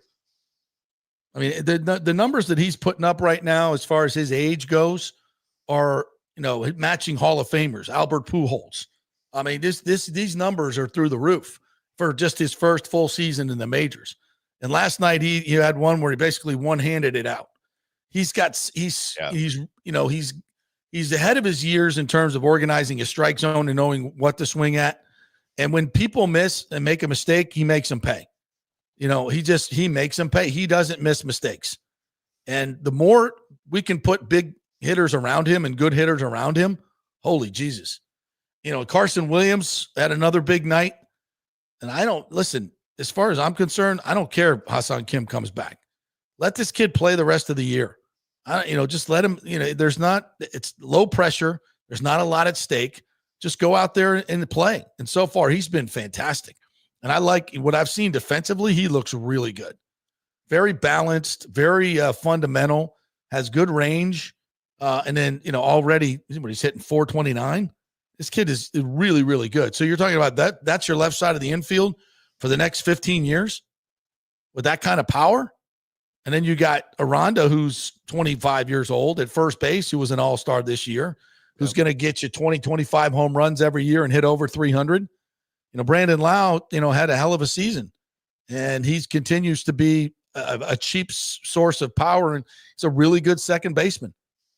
And so now Caminero's got 46 is the record by Pena. Mm-hmm. He's got 39. He's got a month and a half to do it for the franchise record in his first full season in the majors. How about that? He could get to 50. Insane. Now you got Simpson, who's a great piece in the outfield, can be your center field or leadoff guy for the next 10, 15 years. You got those young guys. Now we got to figure out the corner outfield spots, get a power hitting left fielder. Maybe Randy will want to come back. Get a Rosarena to come back. That'd be nice. I don't know what to do with Josh Lowe. I mean, it's starting to look like 23 is the outlier season. But if he could actually come close to those numbers, that this team would be insanely good. And I think, a lot of people, they like the catching tandem, Fortis and Focaccia. But I don't know. I'm not thrilled with that. I think we can do better at catcher. But if we can get Shane McClanahan back and then maybe add another bullpen arm, not a whole. I mean, and if you're adding 100, if you're getting to 120 million in payroll from 76, which was what we started at this year, there's a lot of room to grow. You can go get some really good players. So new ownership group coming in. Let's announce the new stadium in Tampa. Get excited about that and get excited about this team for years to come. And I am excited about this team. Very much so. Should be. Yeah. A lot. I mean, again, after suffering through what many have suffered through this year, not just with the ownership uncertainty, but with the play on the field, it's kind of nowhere to go but up, I mean, and now's the time you want to start getting excited about it for sure. Yeah. Let's see. James says Rays infield next year, Rhonda, Lau, Carson, and Junior. What if Ha-Seong Kim says, I want to come back for $16 million? Yikes. Yeah. I mean, yikes. he can play second. We can move him around, but I'd rather he say no. Here is Nocturnal Bucs Talk. First time I've seen you in here. Welcome, my friend. Says, huge fan of the show. I called Italiano and they were unresponsive. And when they finally gave me a quote, it was 4 times the amount I'm going to be paying elsewhere. What? Call me, DM me, and we'll make that right. We will make that right. There must be some confusion going on there because they are the best in the business. I will not stand for such blasphemy on this show. I should have read that beforehand, and I would have just DM'd you. Yeah. But you know what? We try to be transparent here. If you had a bad experience, we'll fix it. We'll definitely do that. We will definitely fix it. What I don't want to hear this year is USF playing well in the first half and getting outscored 40-10 in the second half, and we say that's progress. That talk needs to end, says James. Yeah, you're right. I've been guilty of said talk. At some point, that has to end, to get to the place where you want to go. And I don't want to act like this is USF is a perennial national championship contender, if that will ever happen. Right. Let's just be honest. There's about 20 programs in the nation that can claim that have won multiple national championships and are going to be in the conversation every year, or should be. And will USF ever get there as a perennial? I don't know. That's a tough ask. But let's win a conference championship. Let's get in the playoff. That's doable. And if we could do that, jeez, that'd be super fun. I'm in. Yeah, I'm in. Yep. You got to start somewhere, right? You got to start somewhere. Yeah. All right, quick break. When we come back, Mike Bell is going to join us from 92.9 The Game in Atlanta. Find out what's going on with the Falcons after their preseason has come to a close. They've had lots of injuries, so let's see where the Falcons are at, and we'll probably talk a little FSU football with my good friend, Mike Bell. We are brought to you by the great folks at Third Generation Plumbing and American Standard. Those two combined to make your air conditioning replacement experience second to none. Get the great service of Third Generation Plumbing. John Rodriguez, good friend of the program, supports your program here. We love him, so give him some business. If you got to replace your air conditioning, do it with American Standard, the best units in the business for efficiency and durability, and the great installation at Third Generation Plumbing. Go to their website, thirdgenerationplumbing.com, and tell them JP sent you. Back in 3 with Mike Bell. Stay with us. JP here for Riveters, the official sports bar and grill of the JP Peterson Show. We're located just south of Ray J and Steinbrenner Field, so it's a great pre- and post-game spot, and the happy hour is amazing. Monday through Friday, 3 to 7. Check out these specials. $3 Bud Light drafts, $4 domestic bottles, $5 wells, $6 premium wells, $6 cocktails like margaritas. It's unheard of. And the Riveters food is freshly made daily. No freezers. Happy hour food specials include $3.50 tacos and barbecue sliders. $6 you get edamame or chips with the beer cheese, which is amazing. $8 buffalo chicken dip, my favorite. The truffle fries, chili cheese fries, also $8 at happy hour. As well as other specials throughout the week, including Taco Tuesdays, you get $3 tacos, and Wing Wednesdays, 7 o'clock to 1 a.m. in the morning, you get our amazing wings, 5 for $5 and $5 wells and wines. That's a good Wednesday night. So if you're tired of the preppy, overpriced, generic sports bars, come see the amazing, friendly bartenders and staff at Riveters, where customer service really matters. Riveters, just south of where the Rays and Bucs play. We'll see you there.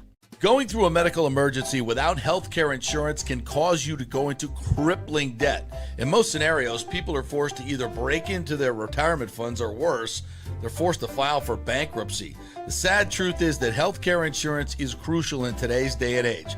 Look, I get it. Many of you think you're never going to get sick and health insurance is really expensive. Well, we can help you out with that. Depending on your income, we can find great plans and huge discounts. God forbid you get cancer, a car accident. It could literally ruin you financially for life. So make the call and find out. Even though the open enrollment period is over, you may have some qualifying life events that can help you get covered right away. It can be very complicated, a very intimidating process, but we can help. Go to our website and check out all the 5-star reviews about our helpful agents. Go to don'tgouncovered.com or call 800-669-1505. That's 800-669-1505. 1505. Italiano Insurance would like to congratulate the Bucs on their 50th anniversary season. And you know what? We've been here for every season and then some, over 60 years in business. We've seen some smart coaches with great game plans, but if you don't have flood insurance or business insurance, that's a terrible game plan. That could ruin you financially. You don't want to take that L. So call 813-877-7799 and let their friendly agents quarterback your insurance and save you big money. Italiano also sponsors our FSU report every week, so go Noles. 813-877-7799 or go to italianoinsurance.com. JP here for my friend Jason Fawcett, owner of On-Site Construction. They do residential and commercial renovations and new construction. As a leading home builder and general contractor, On-Site Construction prides itself on transforming homes through superior craftsmanship, dedication to client vision, and an unmatched commitment to quality and service. It's about building relationships.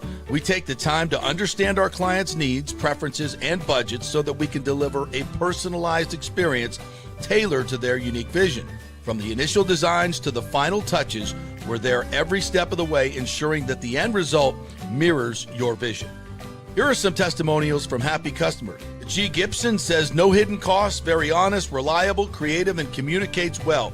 Reasonable and fair with their pricing, no hidden costs. C. Smith said, did not disappoint. I'm very happy with the work. This company really cares and will take care of it. So if you're just thinking about building or renovating, give us a call and let's see what's possible. 813-579-5789 or check out our website at onsiteconstructionfl.com. Are you having legal issues with a business partner or other legal business issues? The attorneys at Walters, Levine, and DeGrave can help. Call 800-616-0384 for a free consultation. At Walters, Levine, and DeGrave, we've redefined what a law firm can be with top-tier attorneys, personal service, and 26 years of success. From business law to civil litigation, we deliver smart, client-focused solutions. Walters, Levine, and DeGrave recently won a $6.4 million jury verdict from a large real estate developer, and they can win for you too. Walters, Levine, and DeGrave. Let's solve it together. Not attorney spokesman. For a free consultation, call 800-616-0384 or go to walterslevine.com. Offices Tampa, Sarasota.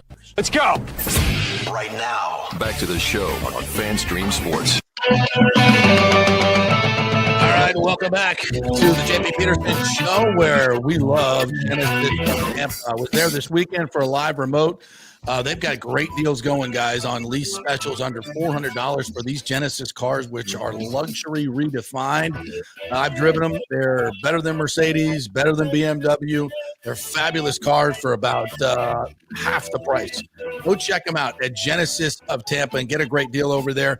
They've also got a great service partner over there where they'll come to your house, bring you a loaner car. You don't have to leave your house or your office. They'll come right to you, drop off the car, bring your car back all freshly cleaned, and they'll give you a trade offer as well. Genesis of Tampa, it's a new dealership. They are doing things differently over there. We love them. I will be driving one soon. I can tell you that. I love the GV8 of the SUV. Woo. Oh, man, those are nice. Oh, sweet. All right, let's welcome in a former colleague of mine, one of the best in the business from 92.9 The Game in Atlanta, host of Dukes and Bell. And I have this on good authority, Mike, that you were the man that threw that green dildo onto the green at the Tour Championship. That was you. I know it was you. Tell me I'm wrong. Let me tell you something, man. It's funny because we get these guys that, you're not talking enough WNBA here. And I'm like, well, you know, like the old Family Guy routine. Well, that's up for the fan to decide. You know, the guy, the one fan. I mean, it's funny, man, because we got a really good team. And I try to explain to folks, look, we don't really talk, you know, a lot of Georgia State football. You know what I mean? It's all about, you know, there's a pecking order. There's Falcons, there's Georgia football, there's the Braves, you know, the Hawks, etc. But yeah, man, I got a kick out of that. I mean, by the way, that league, they got to get some sense of perspective. I mean, man. My God. I mean, pay me what I'm worth. All right. I thought we were. Here's what you were worth a year ago. You know, you were flying. They were basically flying you in steerage. Now you got charter flights. You know, and again, the whole Caitlin Clark hate thing. I don't get it. I don't get it. I mean, it's like, I don't want to sound sexist. Too late. But anybody who's got a wife who works in a corporate setting or a girlfriend, there's nothing like the backstabbing and of sometimes some women in some workplaces. Women are their own worst enemy. Men will do that too, especially in sports radio. I've found out. Man. Well, JP, one last note. My dad said, you throw 5 strangers a ball, you got a basketball team. You throw 5 women a ball, you got dodgeball. Yeah, that is true, as we've seen. But anyway, we came to talk about the Falcons and find out, man, what a season opener, bro. I cannot wait for this game. It is. I don't think there's been a game that I remember on a Bucs schedule that was so big as an opener. Because just two teams that want this division. Obviously, the Falcons up and coming, beat the Bucs twice last year and still couldn't win the division. And obviously with Michael Penix, a Tampa native, there's so many storylines to this thing. But what I want to know from you is, where are the Falcons coming out of preseason right now? I know they've had injuries. Right. That's the thing, man. We're really excited about James Pierce Jr. That was the guy that they traded back into the first round. And again, some of that pre-draft nonsense, guys, you don't know what's legit. Is it a team just trying to get a guy to fall to them? The idea that this guy doesn't love football. And then we talked to his teammates, his former teammates at SEC Media Days, and they said this guy's an alpha. And then at practice, he pops every single day. He's in the middle, starting stuff with his own teammates, starting stuff against the Titans. The guy is just a maniac. And the guy that everybody was so excited about, ironically, Jalen Walker, the more polished, the more finished, kind of like a poor man's Micah Parsons playing for Kirby Smart. Unfortunately, he's had hamstring and then a groin injury, which has kept him off the field. So we haven't been able to tell our listeners how great Jalen Walker looks, but we can tell how great James Pierce Jr. looks. That's on the defensive side. Offensive side, everything was looking great until all of a sudden now we have no depth at right tackle. Lost our starting right tackle, Caleb McGarry. He may be lost for the season. They're trying to maybe pull a trade, so they're not being forthcoming to the severity of his injury, guys. But the backup, a guy named Storm Norton, who was kind of a practice squad waiver wire guy, he was really good the last 2 years, filling in for Jake Matthews, filling in for Caleb McGarry. He's out 6 to 8 weeks with an ankle. So all of a sudden, our right side is now going to be occupied by Elijah Wilkinson, who's played tackle. He's got most of his starts in the league as a guard. He's a guy that has problems staying healthy. So we're in a bad spot on the right side. Well, Hassan Reddick is ready to exploit that when the big pickup. Yeah, I mean and I tell you what, I was a little weary of him coming in, all the stuff that went on in New York. But once he got here and we talked to him and I watched him work out, this dude he's a grown ass man and a very serious man, and he's out to get his reputation back. So yeah, that's somewhere there. Obviously, they're going to have to help him out, help out the right tackle. So that'll be an interesting matchup right there. I know Michael Penix hasn't played in the preseason. So where is he in terms of his maturation in this as a starter? Yeah, it's a great debate raging up here on the radio in Atlanta because, Andy Reid knows something about winning Super Bowls. Andy Reid's got Patrick Mahomes out there, right?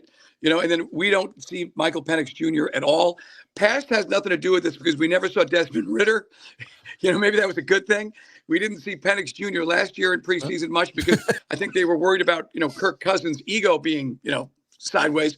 But I will say this, the games that we looked at, the sample size from last year, guys, the one that stands out to me, Sunday night in Washington, he does everything he can do to beat the Commanders. Coach kind of blew the 2-minute drill with clock management. He threw a pick, but he bounces back, brings the team back. And I think that's a playoff atmosphere. He throws for 300 yards in our last game of the season and 2 touchdowns against Carolina, but our defense was horrible. They moved on from the DC. So it's a small sample size. He throws absolute dimes in practice. He and Drake London have got this unbelievable chemistry. It reminds you of Matt Ryan and Julio, but even better. So that's something to look forward to. The only thing with Penix Jr. is our number 2 wide receiver, a guy named Darnell Mooney, former Bear, real speedy guy. He's banged up. We don't know if he's going to go week 1 just yet. So now we're getting into the backups opposite Drake London and the eternal mystery for Falcon fans, Kyle Pitts. Now, I will say this. The first practice that Michael Penix comes into the media room, he goes, hey, man, we got KP involved. Everybody's heard the criticism about Kyle Pitts. And if Michael Penix can form some kind of connection with Pitts, that could be something special for this offense. Yeah, that brings me to a question. I was big on Kyle Pitts. Obviously, everybody was coming out of college. I think I had him as my top-ranked non-quarterback that year in the draft. And just from an outsider's standpoint, it looks like he's been a tremendous disappointment. Not been the generational player we thought he was going to be coming out of Florida. Not making the impact on the offense in Atlanta like a lot of us thought he would. What would you attribute that to, Mike? Is it inconsistency at quarterback? Is it inconsistency all across the offense with the coaching staff? Why has that happened? We interviewed Kyle Pitts at camp this year, my partner Carl Dukes and I, and first thing we said is, hey, man, are your ears burning? Because we can get about 2-3 segments a day out of you because it drives people crazy. You got the fans. The fans obviously, they want to hear a player criticized, but those guys are the minority. You're picked 4th overall. Whether it's you want to be picked 4th overall, you're the 4th overall pick. Yeah. You got to be a unicorn. You're supposed to be Kelsey or Kittle or Tony Gonzalez, and he's not even close. In his defense, he has been banged up, but availability and ability to get a knee injury, which kind of carried over to another year. He had 2 bums throwing to him. First year, Matt Ryan gets him 1,000 yards, and he's a Pro Bowler in his rookie season. Second year, Mariota, a joke. Third year, Ritter, a bum. Last year, Kirk Cousins, you guys saw the game in Tampa. He goes for 2 touchdowns. Thank God we didn't have pylon cam because one of those would have been called back. Yes. Remember Antoine Whitfield knocked it out of his hands. But he shows you these bursts where he can be the best athlete on the field, and then 75% of the time you wish you could have just drafted Penei Sewell. So it's a 5th year. It's a contract year. They did not give him an extension. So whether it's going to be with us or somewhere else, he's going to earn. Is he a quiet quitter? Is he aloof? Is he cool? The players have his back, but my God, he's got to produce, man. To whom much is given, much is expected. You mentioned the defense and the new DC, Ulbrich taking over for Jimmy Lake. That's obviously got to be a huge storyline here. What has he shown you? Is it a different scheme, different players? What do you see to make this Falcons defense better? Right. You guys remember, when Coach Raheem Morris was in Tampa back in the day. So we thought, well, hey, he's not going to be making rookie coaching mistakes. And he kind of did. One of those mistakes was Jimmy Lake, who had never coached as a DC in the NFL, and he was not good. And Raheem had to kind of take it over with mixed results. So Ulbrich comes in. He's very aggressive. I think Falcon fans would rather see us blitzing and lose that way than being, cut to 1,000 pieces in some kind of, cover 2 or 3. But Ulbrich will use a 3-4 base. We've got a lot of depth now at edge. We got, as we mentioned, I talked about the rookies. Leonard Floyd, we picked up as a free agent. Guys, he's good for 8 or 9 sacks. Yeah. Then we've got Ebba Katie. He's in a contract year as a 4th-year player, as a 2nd rounder. He showed some signs. The middle, we moved up to get a guy named Rook Aroro. Fun to say, from Clemson. Some guys thought he was a reach. He is tapping into some potential. Onyemata, former Saint, is next to him. But if the interior of the line can keep some of those linemen off of our linebackers, we've got some good linebacker play. Great name, guys. We picked up Divine Diablo from the Raiders. Yeah. And a Roro in front of him. Yeah, speedy linebacker, Caden Ellis, former Saint. So front 7 can really, hopefully, knock wood, get after it. Yeah, well, it's going to be different. That's a good thing. Right. What's the appetite like for Falcons? And what's this energy going to be like in Mercedes-Benz Dome? I know we've seen some half-empty domes, but I'm guessing game 1, it's going to be through the roof. Is that what we should expect? There's a real buzz about this team. Last year, the team was doing some major improvements on our facility, so the fans weren't available to be at Flowery Branch. This year, man, we were selling it out. On the weekends, they were getting 2,500 people packing it in. So fans are really stoked. It's the Michael Penix juice. I don't know if you guys saw the story a few weeks ago. We had the Titans in here for a joint scrimmage, and Penix Jr. drops a dime to Ray McLeod. Big play. Tennessee got embarrassed the first day of scrimmage, so second day, they're scrapping. He's right in the middle of the fight. Everybody's talking about it. Our defenders like, that's my quarterback. Everybody loves this guy. So he's got the juice. He's got a swagger. And I think that's what's fueling the excitement about this team, tempered by some of the injury things, Darnell Mooney and the right side of the line. But everybody's excited about thinking we finally got the guy here at quarterback. All right, this one's going to be a good one. Now, I also have to ask you about your beloved Seminoles and my beloved Seminoles. Are you going to be in Tally this weekend? I'll be there. Yes, sir. Yeah, man. I've got the best seats for the worst team in football. 2 wins. I'm a sucker. I don't know about you guys, JP. I'm a sucker for the upsell. And the young lady up in Tallahassee who was trying to get me to move over to the new home side, for just like 2,000 more, we can put you on the 25. I'm like, okay, sold. So now I got great seats. We're a 13.5-point dog. We got 16 and 22 starters, our transfers. I was in Dublin for that game last year. I didn't see a lot of leadership on that plane ride home. No. I know that Norvell's got a great recruiting class supposedly for 2026, but I got bad feelings about this, brothers. Yeah, I don't know what to think, and I'm not trying to overthink it, because anybody who thinks it can tell you they're good or they're bad has no idea. Because I'm just glad it's a whole new coaching staff, because those other guys were just dog crap, and we got new players, new coaches more than anything else. So I'm hopeful it's going to be a lot better. I think 6 is our floor. I think probably 9 is our ceiling. Anywhere in between, I'll be happy with, which is sad to say. But it's at least something heading in the right direction. It's only going to be about 95 degrees in your nice little new seats there, so don't worry. No. I'm on the home side, JP. I'm on the home. It's still going to be 95 degrees, bro. No. They promised me the sun doesn't shine where I sit. Well, you did get upsold. There's no question about that. You win the club at least? Did you get the club seats? No, these are choice seats, man. I'm pretty stoked about this. But like I said, what's the product going to be on the field? The transfer thing and Norvell, I never thought I'd ever say as an FSU fan, I'm praying that Gus Malzahn can save my season. Yes, and Tommy Castellanos. That's what you're banking on, bro. Whatever. I'll see you at the tailgate, because we never lose those. We never lose the tailgate, my friend. Never. I know it says unconquered on the vanity tag here in Georgia. I'm like, I feel like putting under a Sharpie, unconquered at partying. Yeah, at the tailgate. That's it. We win it. We're 13-0 every year. It's a beautiful thing. All right, Mike. Great stuff. Thanks for jumping on with us. Appreciate it.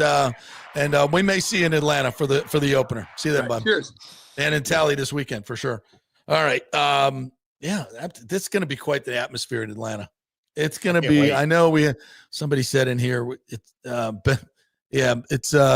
Forsland says the Benz is always empty. 1 p.m. game is too early for their fans to wake up. Nice. I think they're awake. They're full of hope, but it's up to the Bucs to go in there and slap them around a little bit. They owe them. Those 2 losses last year sting, and I know the Bucs are quietly confident that they'll get a little retribution. So I didn't get a chance to ask Mike this, but what JP, in your opinion, what do you think the confidence level is of the fans and with Raheem Morris after the 8-9 season last year, after his first year back there?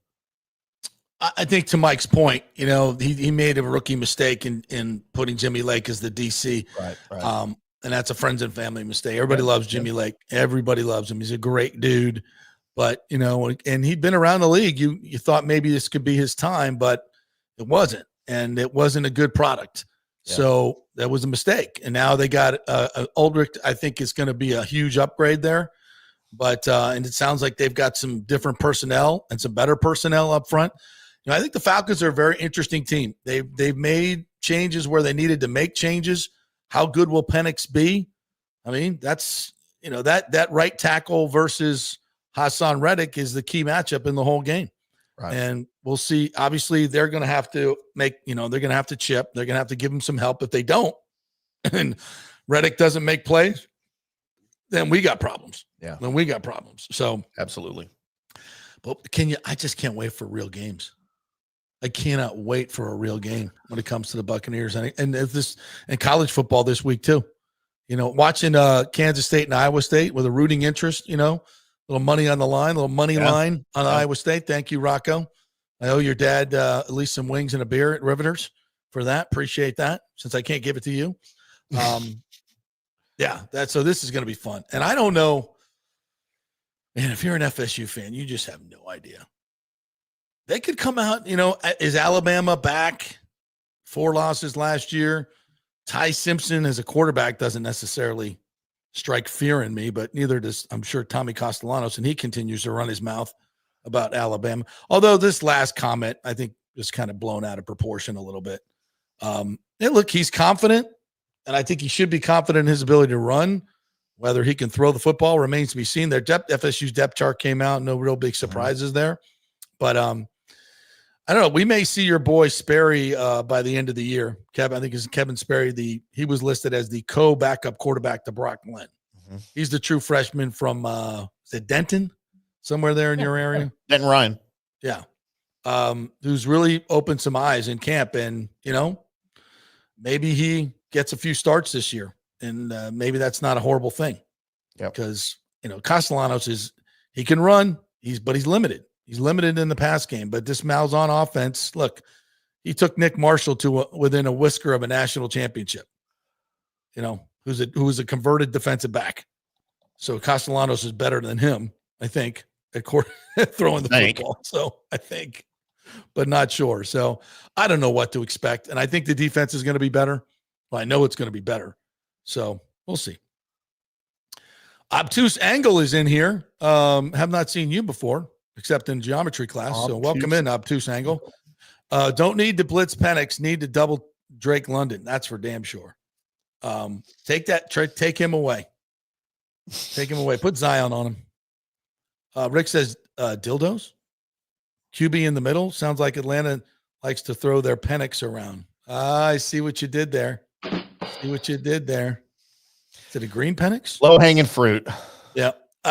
Which of course we accept here. Oh, absolutely. JP Peterson Show. Yeah. Michael LaRue says Raheem Morris just isn't a good head coach. I thought he deserved a second chance, but after last year, it's clear he hasn't improved much. Who has the coaching edge? Bowles v. Raheem.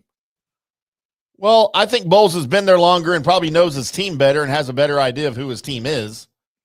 I think Raheem's still trying to figure out the Falcons and who they are, right? Yeah. I hadn't heard this one. It's just shocking going back to last year. Joel Forsland says he can't be worse than DJ. You gonna lay there?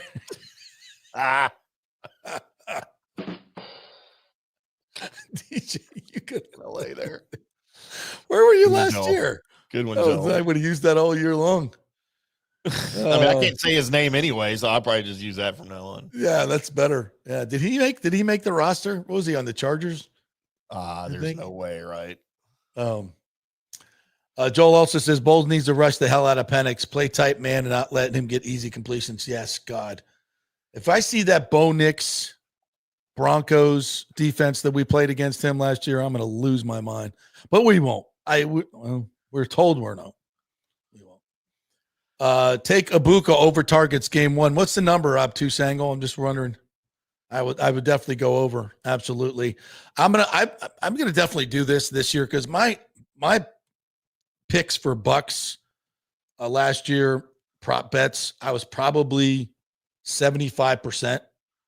And all my other picks, I sucked. Yeah. So my new approach to gambling this year is I'm only going to bet what I know. Like last year, I bet against FSU. After week 2, I said they suck and they're going to be overvalued in every game. And I made a fortune on betting against FSU. So I'm just going to stick to what I know and just give you my prop bets for Buccaneers. And my preseason prop bets last year, I won every one of them, except I put like $25 on them to win the Super Bowl, just for the hell of it. Yeah. But I bet them to win the division, bet over their win total, had a lot of good preseason bets last year. So we'll give you those as we get closer to next week. But yeah, what's the over number on Ibuka targets? It's probably 4 or 5. I don't know. If you can find that, let me know, Tim. Looking. All right, what else we got? Obtuse Ankle says take Hassan Reddick over sacks game 1. What's the number? I don't know.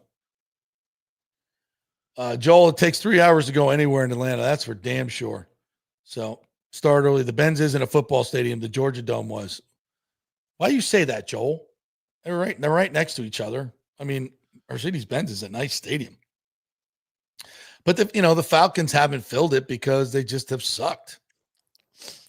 4.5 receptions is his over-under against the Falcons. I don't know what, like for the receptions? Season. Yeah. I tend to go over, but I'm probably going to stay away from that one. Well, I mean, especially if McMillan and Godwin are out, you think you go over, right? Yeah. 4.5. Yeah, I'll go over that. Yeah. You got all the props for game 1? We'll do a quick. It's just Ibuka is all I pulled up here. What's his yardage total?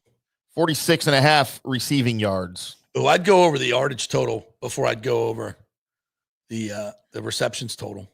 To score a touchdown is plus 210. To score 2 touchdowns plus 1,900. I might take that. At 1,900. $10. That's worth $10. Holy crap!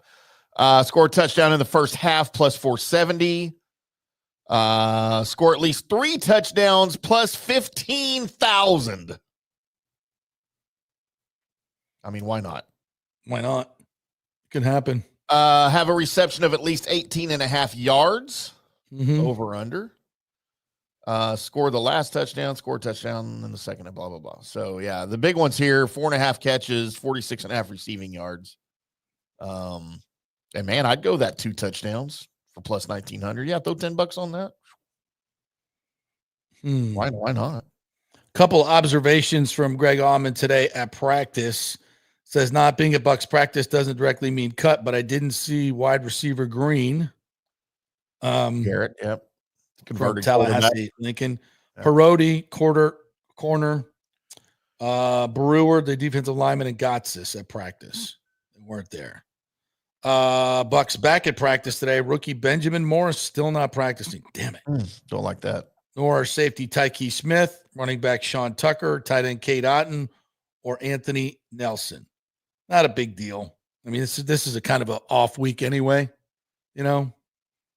All right, that's about it. So we'll keep an eye on what happens. And we mentioned earlier Trey Palmer to be waived by the Bucs. Should he get claimed and land on another 53 Wednesday? Still has 2 years on his rookie deal. Had 39 catches and 3 touchdowns as a rookie. He was Bucs punt returner for last season. I think Tez just kind of, took his job. And Cam Johnson. We'll see what happens with Cam Johnson. So that's Ryan Miller, Cam Johnson, Evans, Abuka, Shepard, and Godwin's going to start on the 53 as well. Right. So that's your six right there, right? I believe so. Yep. I believe so. All right. Anything else we didn't get to today, my friend? Or you wanted to bring so. In NFL national news, the Giants cut longtime fan favorite Tommy DeVito. Tommy DeVito. The DeVito era is over in New York, it would appear. Unless they re-sign him to the practice squad, but I'm pretty sure that's going to Jameis. So Jameis takes Tommy DeVito's spot. Or Dart favorites. Or Dart. Yeah, or Dart.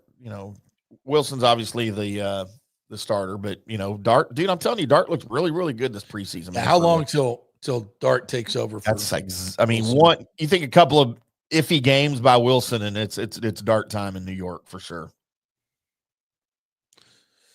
What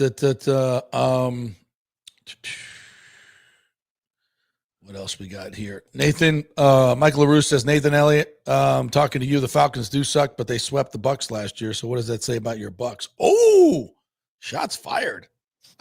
Shots fired. Yeah. All right. So programming note. Yeah. Programming note, as I mentioned, Restus Estrada podcast will be launching here at FanStream Sports Tampa Bay on September 2nd. So what is that? Next week? Next week we start on Tuesday when we get back for the Labor Day. So look for that. That's going to be I'm going to be working with him on that. So I'll be kind of co-hosting. He'll be directing it, but it's going to be his show, and we're going to get some nice guests lined up for week 1. I don't know who yet, but he's got one hell of a Rolodex. That's for damn sure. No question. So I'm definitely looking forward to that. Scott Carter will be joining us a little bit later on in the week with our Gator report. Scott Reynolds will be joining us. Trevor Sikkema, by the way, from PFF will be joining us tomorrow. I'm going to record that interview today.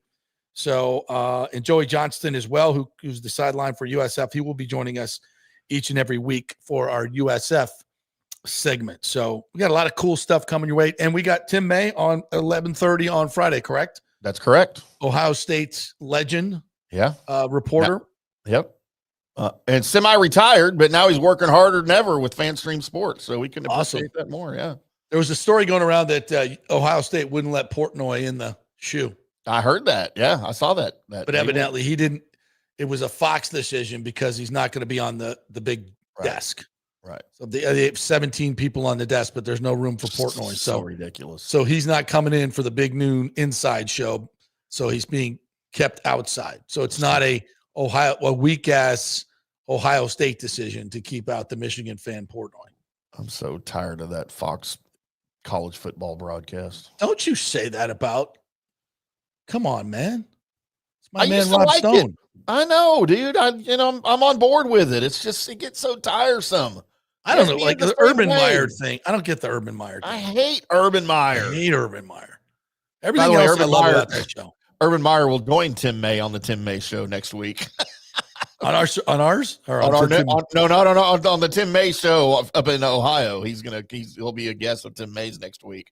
I might have to pull some audio from that and play it on the show here. No, maybe. Welcome, Tim. Not welcome, Urban. All right. Thank you guys for joining us. Appreciate you, Tim.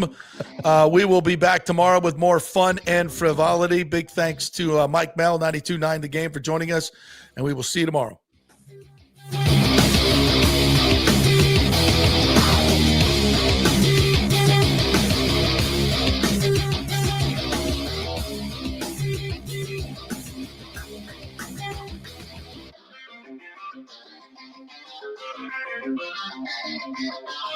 Thank you.